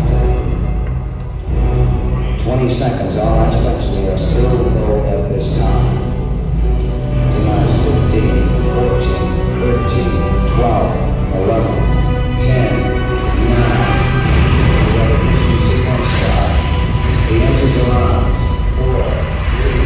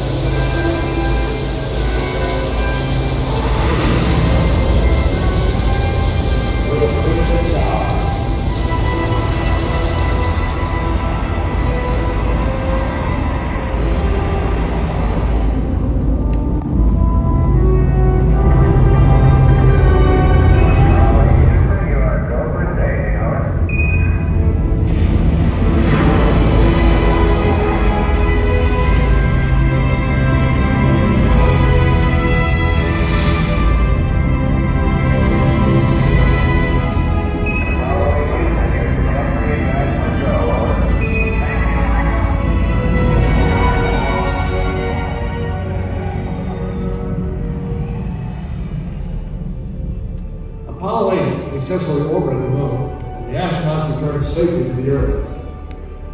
I know. I'm Jim Lovell, and I was one of the crew of this spacecraft, Apollo 8. We were the first men to see the surface of the moon from just a few miles away. But it was the hundreds of thousands of men and women who worked to maintain it. The millions of people who supported the mission that really made it possible. That way, I guess, we all went to the moon. Now, on the other side of those doors, you'll find an actual Saturn V moon rocket. It's still the most powerful, the most complex machine ever built. And I guess it's the only one that can take you to another planet. I actually got to fly one second flight to the moon called Apollo 13. But that's another story. Cool. I was able to capture the whole thing. That's shaking, awesome. including. I even shook the phone coordinating to the show. I saw that. That's awesome. Wait a minute. We will enter the Saturn V Center. Through those doors, you will see an actual, real Saturn V rocket. It would have been an Apollo 19. And here it is. And here it is. Wow. The actual Saturn V rocket. Wow. That thing is huge. Welcome to the Apollo Saturn V Center. Come on in, come on in. Plenty of space. And NASA, there's always space. Awesome. Thank you. Redstone Commander, at your service. I'm everywhere. Come out in front of you and behind you. Welcome, welcome. My name is Sean. I work for NASA. And if you'd like to join me in a few minutes or a few moments, I'm going to begin a walking tour of this remarkable spacecraft. You're welcome to join me. You're welcome not to join me. There's plenty to explore either way. And either way, I'll give you 30, 45 seconds to take some pictures and say ooh and ah a few times. I'll get started shortly.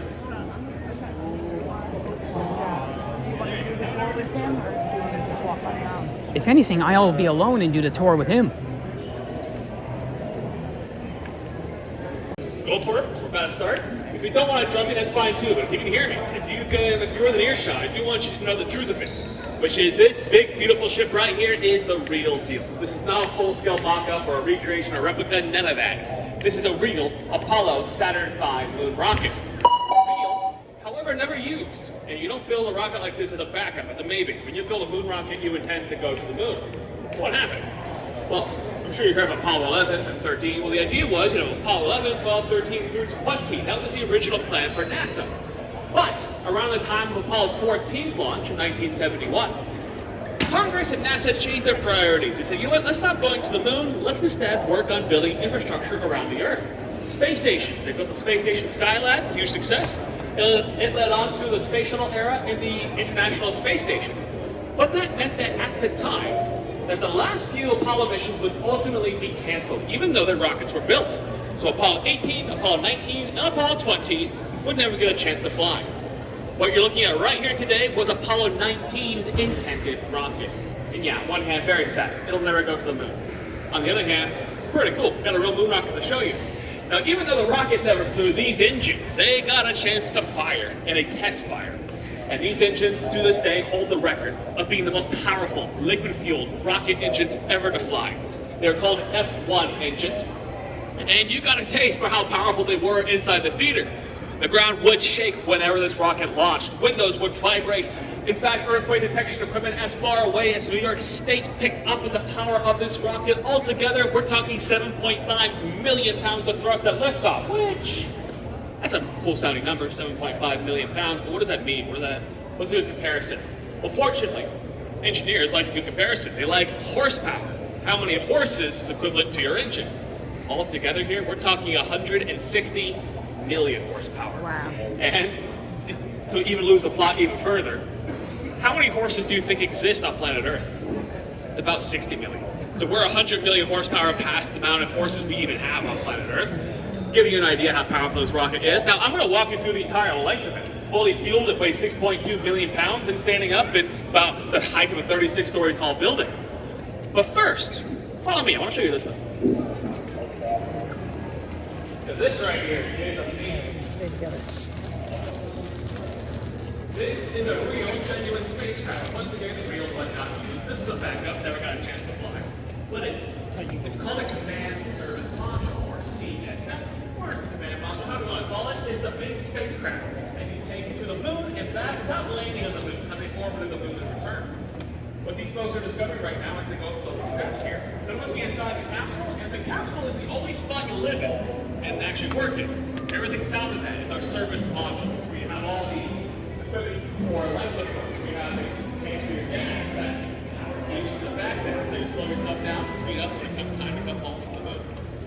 And the early space, or the early Apollo missions, were all devoted to this and other things like it. In fact, we have all the Apollo patches above you, along the side of the building here. Sorry, you were right, Apollo 1. Now, Apollo 1 is simply what we need to do. We take a command service module, we test it out on the model,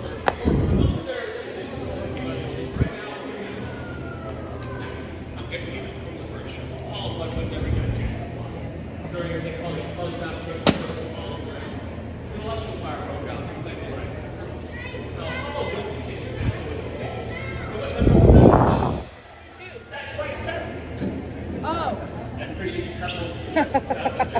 Yes, we go from 1 to 7. What's up with that?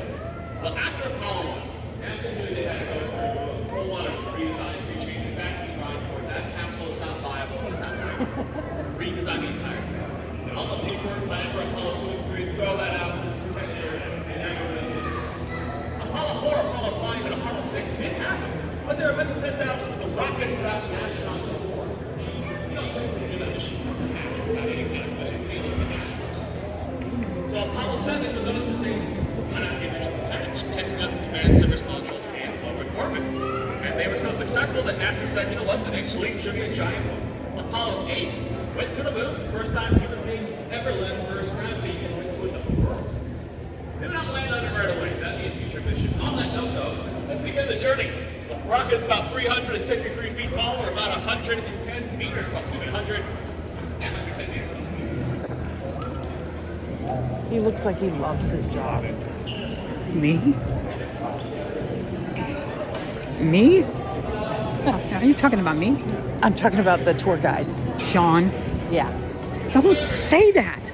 You know, some staff may not like being told like that. What? That he loves his job? Oh, well, he loves... I saw you said he lost his job.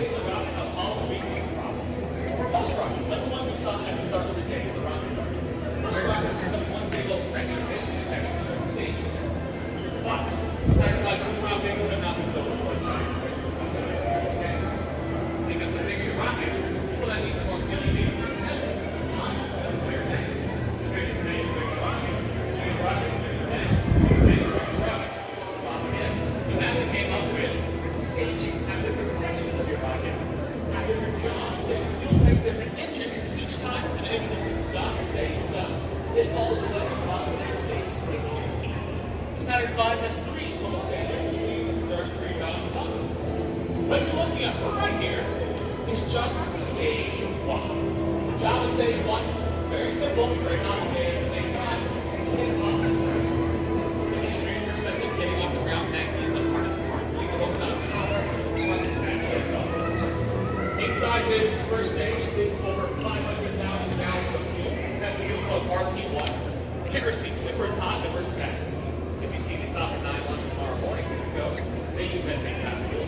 Same reason, get you up and on your way. Now this first stage here, its job's not to get to space, therefore it never goes to space. It goes off the ground for about 2.5 minutes before falling away in the Atlantic Ocean and not recovered, allowing the next stage to take over. Now, back to the patches real quick. Apollo 9 and Apollo 10, they have similar jobs or similar goals to test out the other spacecraft, the lunar lander. Apollo 9, again, keep that close to home. Test things out in low Earth orbit. That's what Artemis 3 is planning on doing next year. Apollo 10, they went back to the moon with both spacecraft.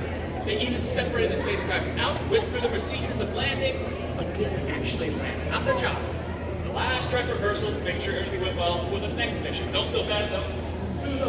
Young and Cernan. They would walk on the moon in future Apollo missions. Let's go.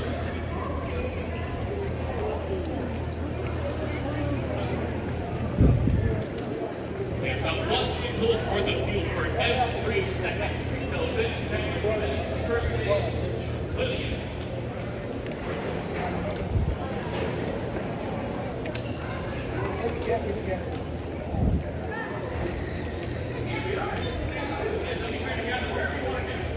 Right Stuff. Right Stuff. This actually reminds me of something. There used to be a website called Right Stuff Anime. Now they kind of copied that. In between each stage would normally be a pedal cylindrical ring called an intersection. It's held together by bolts. Sometimes it's right during launch. Those bolts would explode, releasing the interstage and the stage below it, allowing the interstage to take over. Now this rocket does or did have its original interstages, but once NASA moved the rocket in here in 1995, they decided to move the interstage away. They did. We can see inside. It's not too far from here. It's a warehouse. Pretty close to the building. But yeah, we can see inside here, and you're noticing the engines here are a little smaller, a little more precise than the engines on stage 1. We have F1 engines with J2 for hydrogen and oxygen. For the same reason that the orange stage of both Artemis and Space Shuttle for hydrogen. Was the job of stage 2? Get us just shy of orbital velocity. Now, orbital space is not really easy. It floats up, right? To stay in space, that much, right? And for that, you have to be going at orbital velocity. You have to be falling around the Earth. That's about 5 miles travel, about 8 kilometers travel per second. And that would be the job of stage 2, because it's just shy of that. Now, you also might be thinking, how cool is NASA for building all this stuff? Well, NASA appreciates the compliment. The truth is, NASA doesn't build anything. NASA gets contractors, those who know what they're doing, different companies to build things for them under one goal and one budget and one umbrella. So when you look up at the Apollo 11, you notice that patch is different than all the others in one specific way. It has no names of the astronauts on it. That was by request of the astronauts themselves on that mission. Because in total, it would take about 400,000 people to help get those astronauts to walk on the moon. And those astronauts wanted the patch to represent them. There's also a really good thing about this patch that you can only see inside this building here. It's perspective, which we're halfway down the second stage. There's a certain perspective of the patch that answers a question people often have about Apollo 11. So only this one.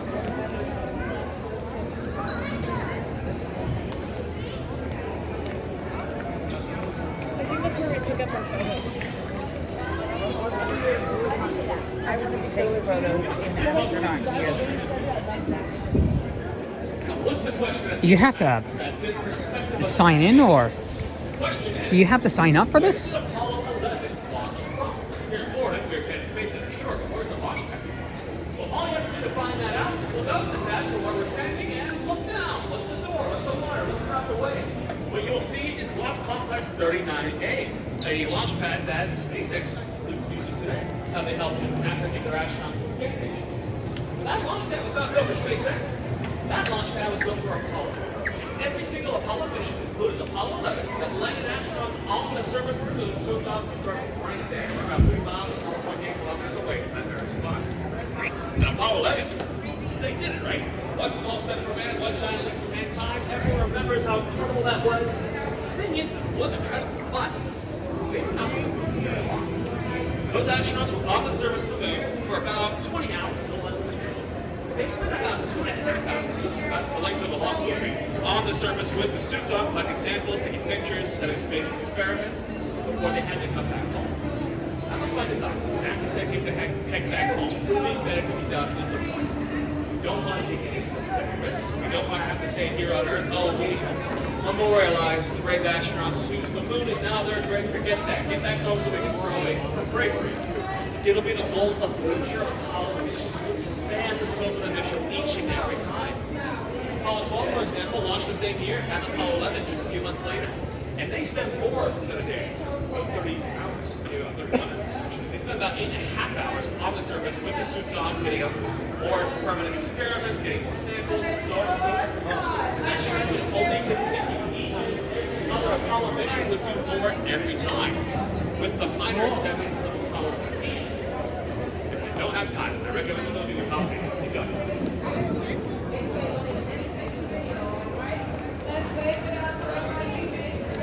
looks like MTV. What you call it?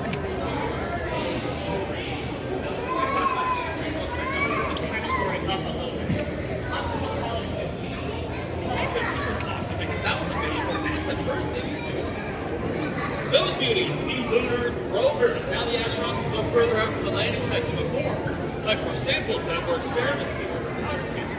And that right there, you can tell is real because when you get the chance, scroll to the left, look down at the wheels and tires, and you'll find out that it's not holding itself up here in the museum because it can't hold itself up here on Earth. It's designed for the moon's gravity, 1/6 of our gravity. If it was holding itself up, it would not last for more than a couple of weeks, maybe months. So it needs help to be supported up. And again, once again, real front mount. Stage 3. So, recap. Stage 1, get us off the ground. Stage 2, get us just shy of orbit. Stage 3, despite only having 1 engine, a J2 engine like Stage 2, it actually has 2 jobs. Job number 1, finish the job of Stage 2. Get us all the way into orbit, at which point, you can turn the engines off. You're in orbit. You're like a space station or a satellite. But we're not here to be a space station. We're here to go to the moon. So the second job of Stage 3 was only after a few hours from launching from Kennedy Space Center. This engine would fire a second time for the trans-lunar injection slingshot towards the moon, or where the moon will be in a few days. At which point, once you're going fast enough, once you escape reverse orbit, you again can turn the engines off. You are coasting. You are going to the moon. As Newton said, any object in motion is going to stay in motion unless acted upon by an outside force. If you've ever slid across the kitchen floor in your socks before, you know you can't stop until you hit the kitchen counter. Same deal here, which is a problem. On one hand, good, we're on our way to the moon.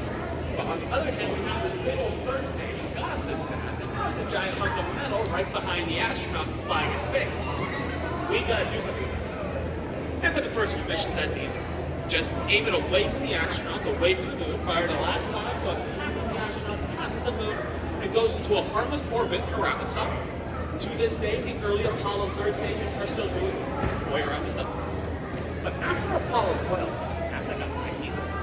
It was that Apollo 12 had set up experiments on the moon to keep track of a lot of things, including earthquakes, moonquakes, right? What's happening under the surface of the moon. But what if you're impatient? What if you want to find out right now what's happening under the moon? You don't want to wait for a meteor impact or an earthquake, moonquake. Well, I want to find out what's all I have to do is. The next presentation in the lunar theater will begin in 3 minutes. And after they find out, well, the Earth or the surface of the moon shook for hours. It was kind of like this pillar here. In fact, as NASA scientists describe it to this day, they say that the moon rings like a bell. They were not expecting an end to this day.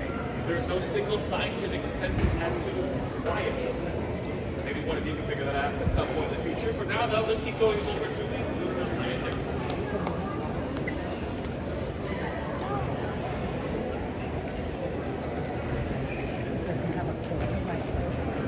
Alright, I already see you are adding some nose prints all throughout the day. And where's the last one? Going right on to the glass. She is the star of the show. Now, in case you're curious, is she real? Is she fake? If you've been paying attention on the tour so far, I bet you yes. She is real, but she has never been used. Why has this lunar lander never been used? Well, she was going to be. She was going to be used on Apollo 15, but remember, Apollo 15 introduced the lunar rovers, and there is nowhere to put the lunar rover on the older design. So the rovers do fold up, but you need a compartment for them. So NASA decided to build a whole new lunar lander that can easily fit the folded up rover. So this is from the old Apollo 11 era design, and therefore it can't take a car to space, and therefore it's stay behind. For our benefit, yes. And where was the lunar module during launch? Right about it. This whole section up here is called the Space and Lunar Module Adapter. Once the third stage is done doing its thing, we're flying towards the moon. Those channels will open up and be like flowers blossoming open to reveal the lunar module inside. Now we have a new problem, a big problem. A problem that the astronauts were aware of, were trained for. I'm going to demonstrate this problem and how we solved it by using toys that I bought from the gift shop. Right here, we have the lunar module. I'm sure you recognize it. Very recognizable, and we have our slightly less iconic but still recognizable command service module. Here's the problem. astronauts launched in here. They see the moon. That's good. All is well. The lunar module's just been revealed by our Space Lunar Module adapter, and it's right behind. You see the problem. Astronauts in here, active spacecraft, flying hunk of metal, nobody inside here. We need to turn a way to turn these two spacecraft into one spacecraft. And how do we do that? Well, if you remember, Apollo 11 has no names in that patch. That was by their request, by their design. The astronauts did not want to get credit for what everyone else helped make happen. But between you and me, I'm going to say that those astronauts were being a little cheeky. They knew that they would be remembered by history anyway. We all remember Neil Armstrong. We all remember Buzz Aldrin. And we all remember the other guy. Clark. I knew it was the bad guy. I'm glad you knew. Yes, Michael Collins. Often forgotten by history because he stays with this craft the entire mission. He does not get into the lunar module and therefore never walks to the moon. But it's his job to fly the command service module. And now is his chance to shine. While traveling faster than any other pilot has ever traveled in human history, Michael Collins has one chance to perfectly spin the command service module around while facing forward, now going backwards towards the moon.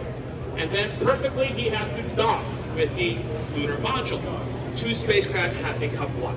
And now the astronauts can board the lunar module. Not only did Michael Collins nail it the first time, so did every single other Apollo mission command service module pilot.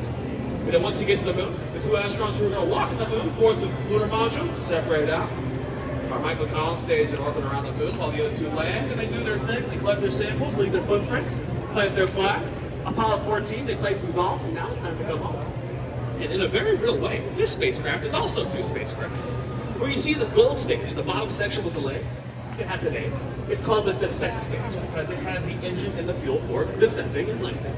And now, the gold stage is a launch pad for the gray stage. The gray stage has a name too. The ascent stage for taking off. It has its own engine and its own fuel as well. And that's what it does. It takes off. That right there. The gold legs, the flags, the missing rocks, and some new footprints is what every lunar landing site looks like to this day. Meanwhile, our gray ascent stage, well, the astronauts use piloting and clever mathematics to find each other in low lunar orbit and, well, actually, they never make it, connect together. And now the astronauts who walk the moon, they bring over their samples and all the stuff they need to bring back home to the main craft, at which point, separate out, no longer needed, that gray ascent stage now falls down to the surface of the moon, leaving a new crater because the moon didn't have enough. Your way back to Earth, and before you go through the Earth's atmosphere a few days later, everything below the main capsule, the service module, no longer needed.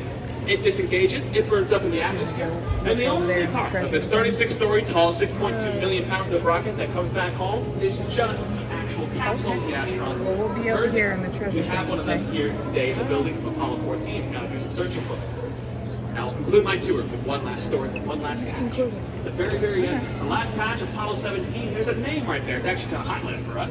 It says Schmidt, referring to a man named Harrison Schmidt, also went by Jack Schmidt. He was not like any of the other astronauts hired by NASA up to that point. Every other astronaut was a military jet piloted by Troy. That makes sense, when he got the job. Schmidt was not a pilot. Schmidt was a geologist. He knew rocks and soil and the earth better than anybody. And so NASA trained him to be an astronaut, at first only to train the other astronauts in how to be geologists on the moon. Because once you get up there, like, well, rock is special, well, rock is not special, because the moon is all gray. They had to be taught that, how to collect it. That was Schmidt's job. But this was our final mission to the moon. So NASA said, hey, Schmidt's already trained as an astronaut. He knows it better than everybody. Let's get the best bang for our buck. Let's get the geologist up there to get the best samples. And he did, and he got the most amount of samples, including a little piece of something called basalt. Now we have basalt here on Earth, a lot of it. It's volcanic lava cooled very quickly into a stone. On the moon they had it, or they have it, because the moon had volcanoes billions of years ago, lots to learn from it. But this tiny piece of basalt is special because it's here in the building today.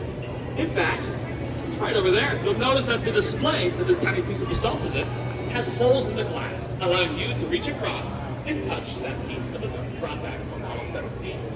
And before you ask, no, you are not allowed to put your foot inside the display to say that you walked in the moon. And that concludes my tour, folks. My name is Sean. I hope you enjoyed it, and you enjoy your time here at Kennedy Space Center. Thank you so much. You guys are awesome. Thank you, Sean.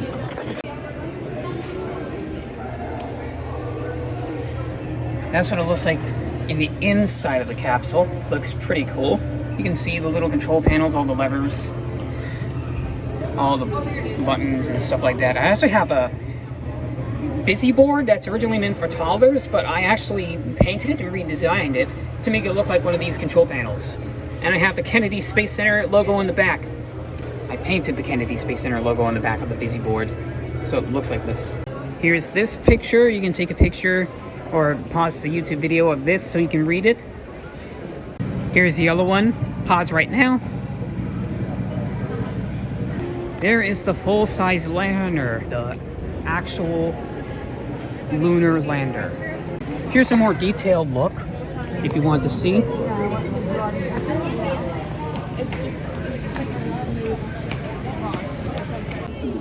During a successful launch, the launch escape tower and protective cover are jettisoned at approximately 300,000 feet. During an emergency, the launch escape tower's 4 solid fuel rocket engines ignite to thrust the command module and crew away from the rocket to a safe distance where it can deploy parachutes and complete a successful splashdown. The barbecue roll.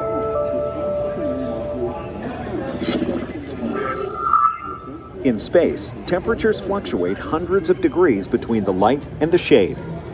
During the 3-day journey to the moon, the side of the spacecraft facing the sun could overheat, while the side facing away from the sun could freeze. To distribute the temperature evenly, the spacecraft would rotate as it traveled through space, giving its entire surface equal exposure time to the sun's warmth. It rotated 6 revolutions per hour or slower. This technique was called passive thermal control, or PTC, but it was also known casually as the barbecue roll. It had 2 side-by-side foldable seats made of tubular aluminum with nylon webbing and aluminum floor panels. An armrest was mounted between the seats, which had adjustable footrests and a Velcro-fastened seat belt. Once on the surface, astronauts deployed the LRV from the LEM's open Quadrant 1 bay. The rover components locked into place upon opening. Cabling, pins, and tripods would then be removed and the seats and footrests raised. After mounting and switching on all the electronics, the vehicle was ready to explore the lunar surface. It's like a go-kart.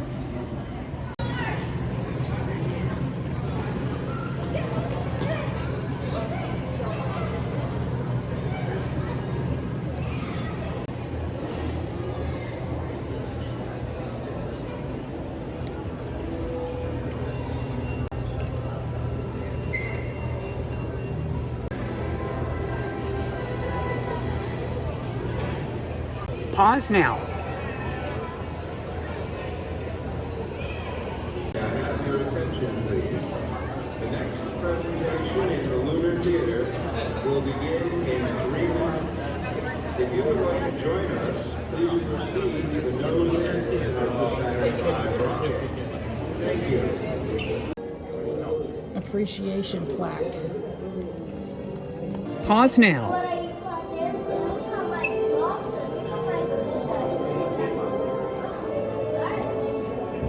Pause now. A salt sample. 3.7 billion years old. Looks like a piece of cashew. Pause now. Pause now.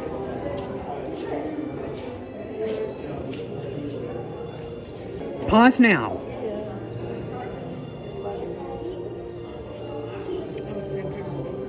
Pause now.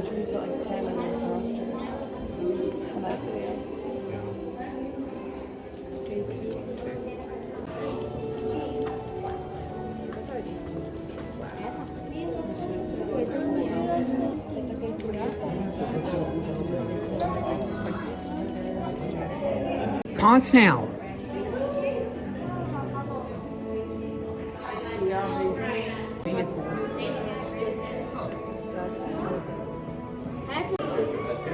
Oh my goodness.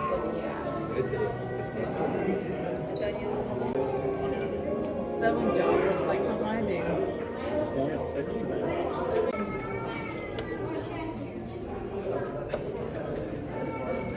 Pause now.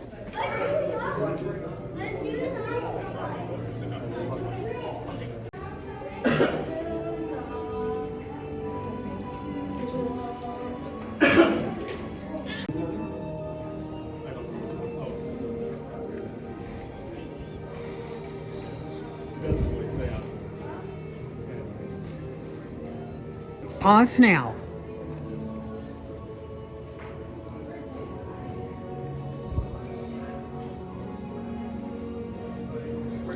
Pause now.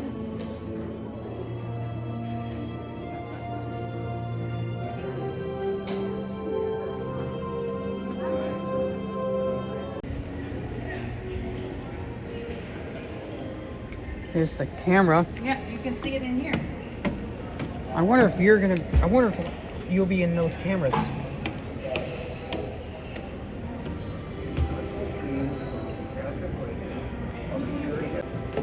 That's where they freaking.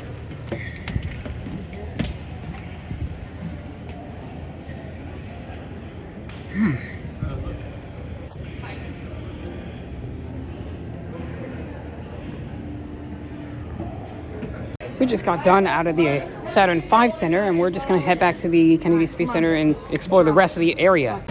Apparently, I can't be able to check out the other places because it's going to be closing soon. So I'll consider this as All right, Hayden, we gotta decide. see you on the what next you're mission. Well, I certainly had some fun, and sadly I didn't get to check out all the other stuff, but when the next time I come, there will be much more where that came from.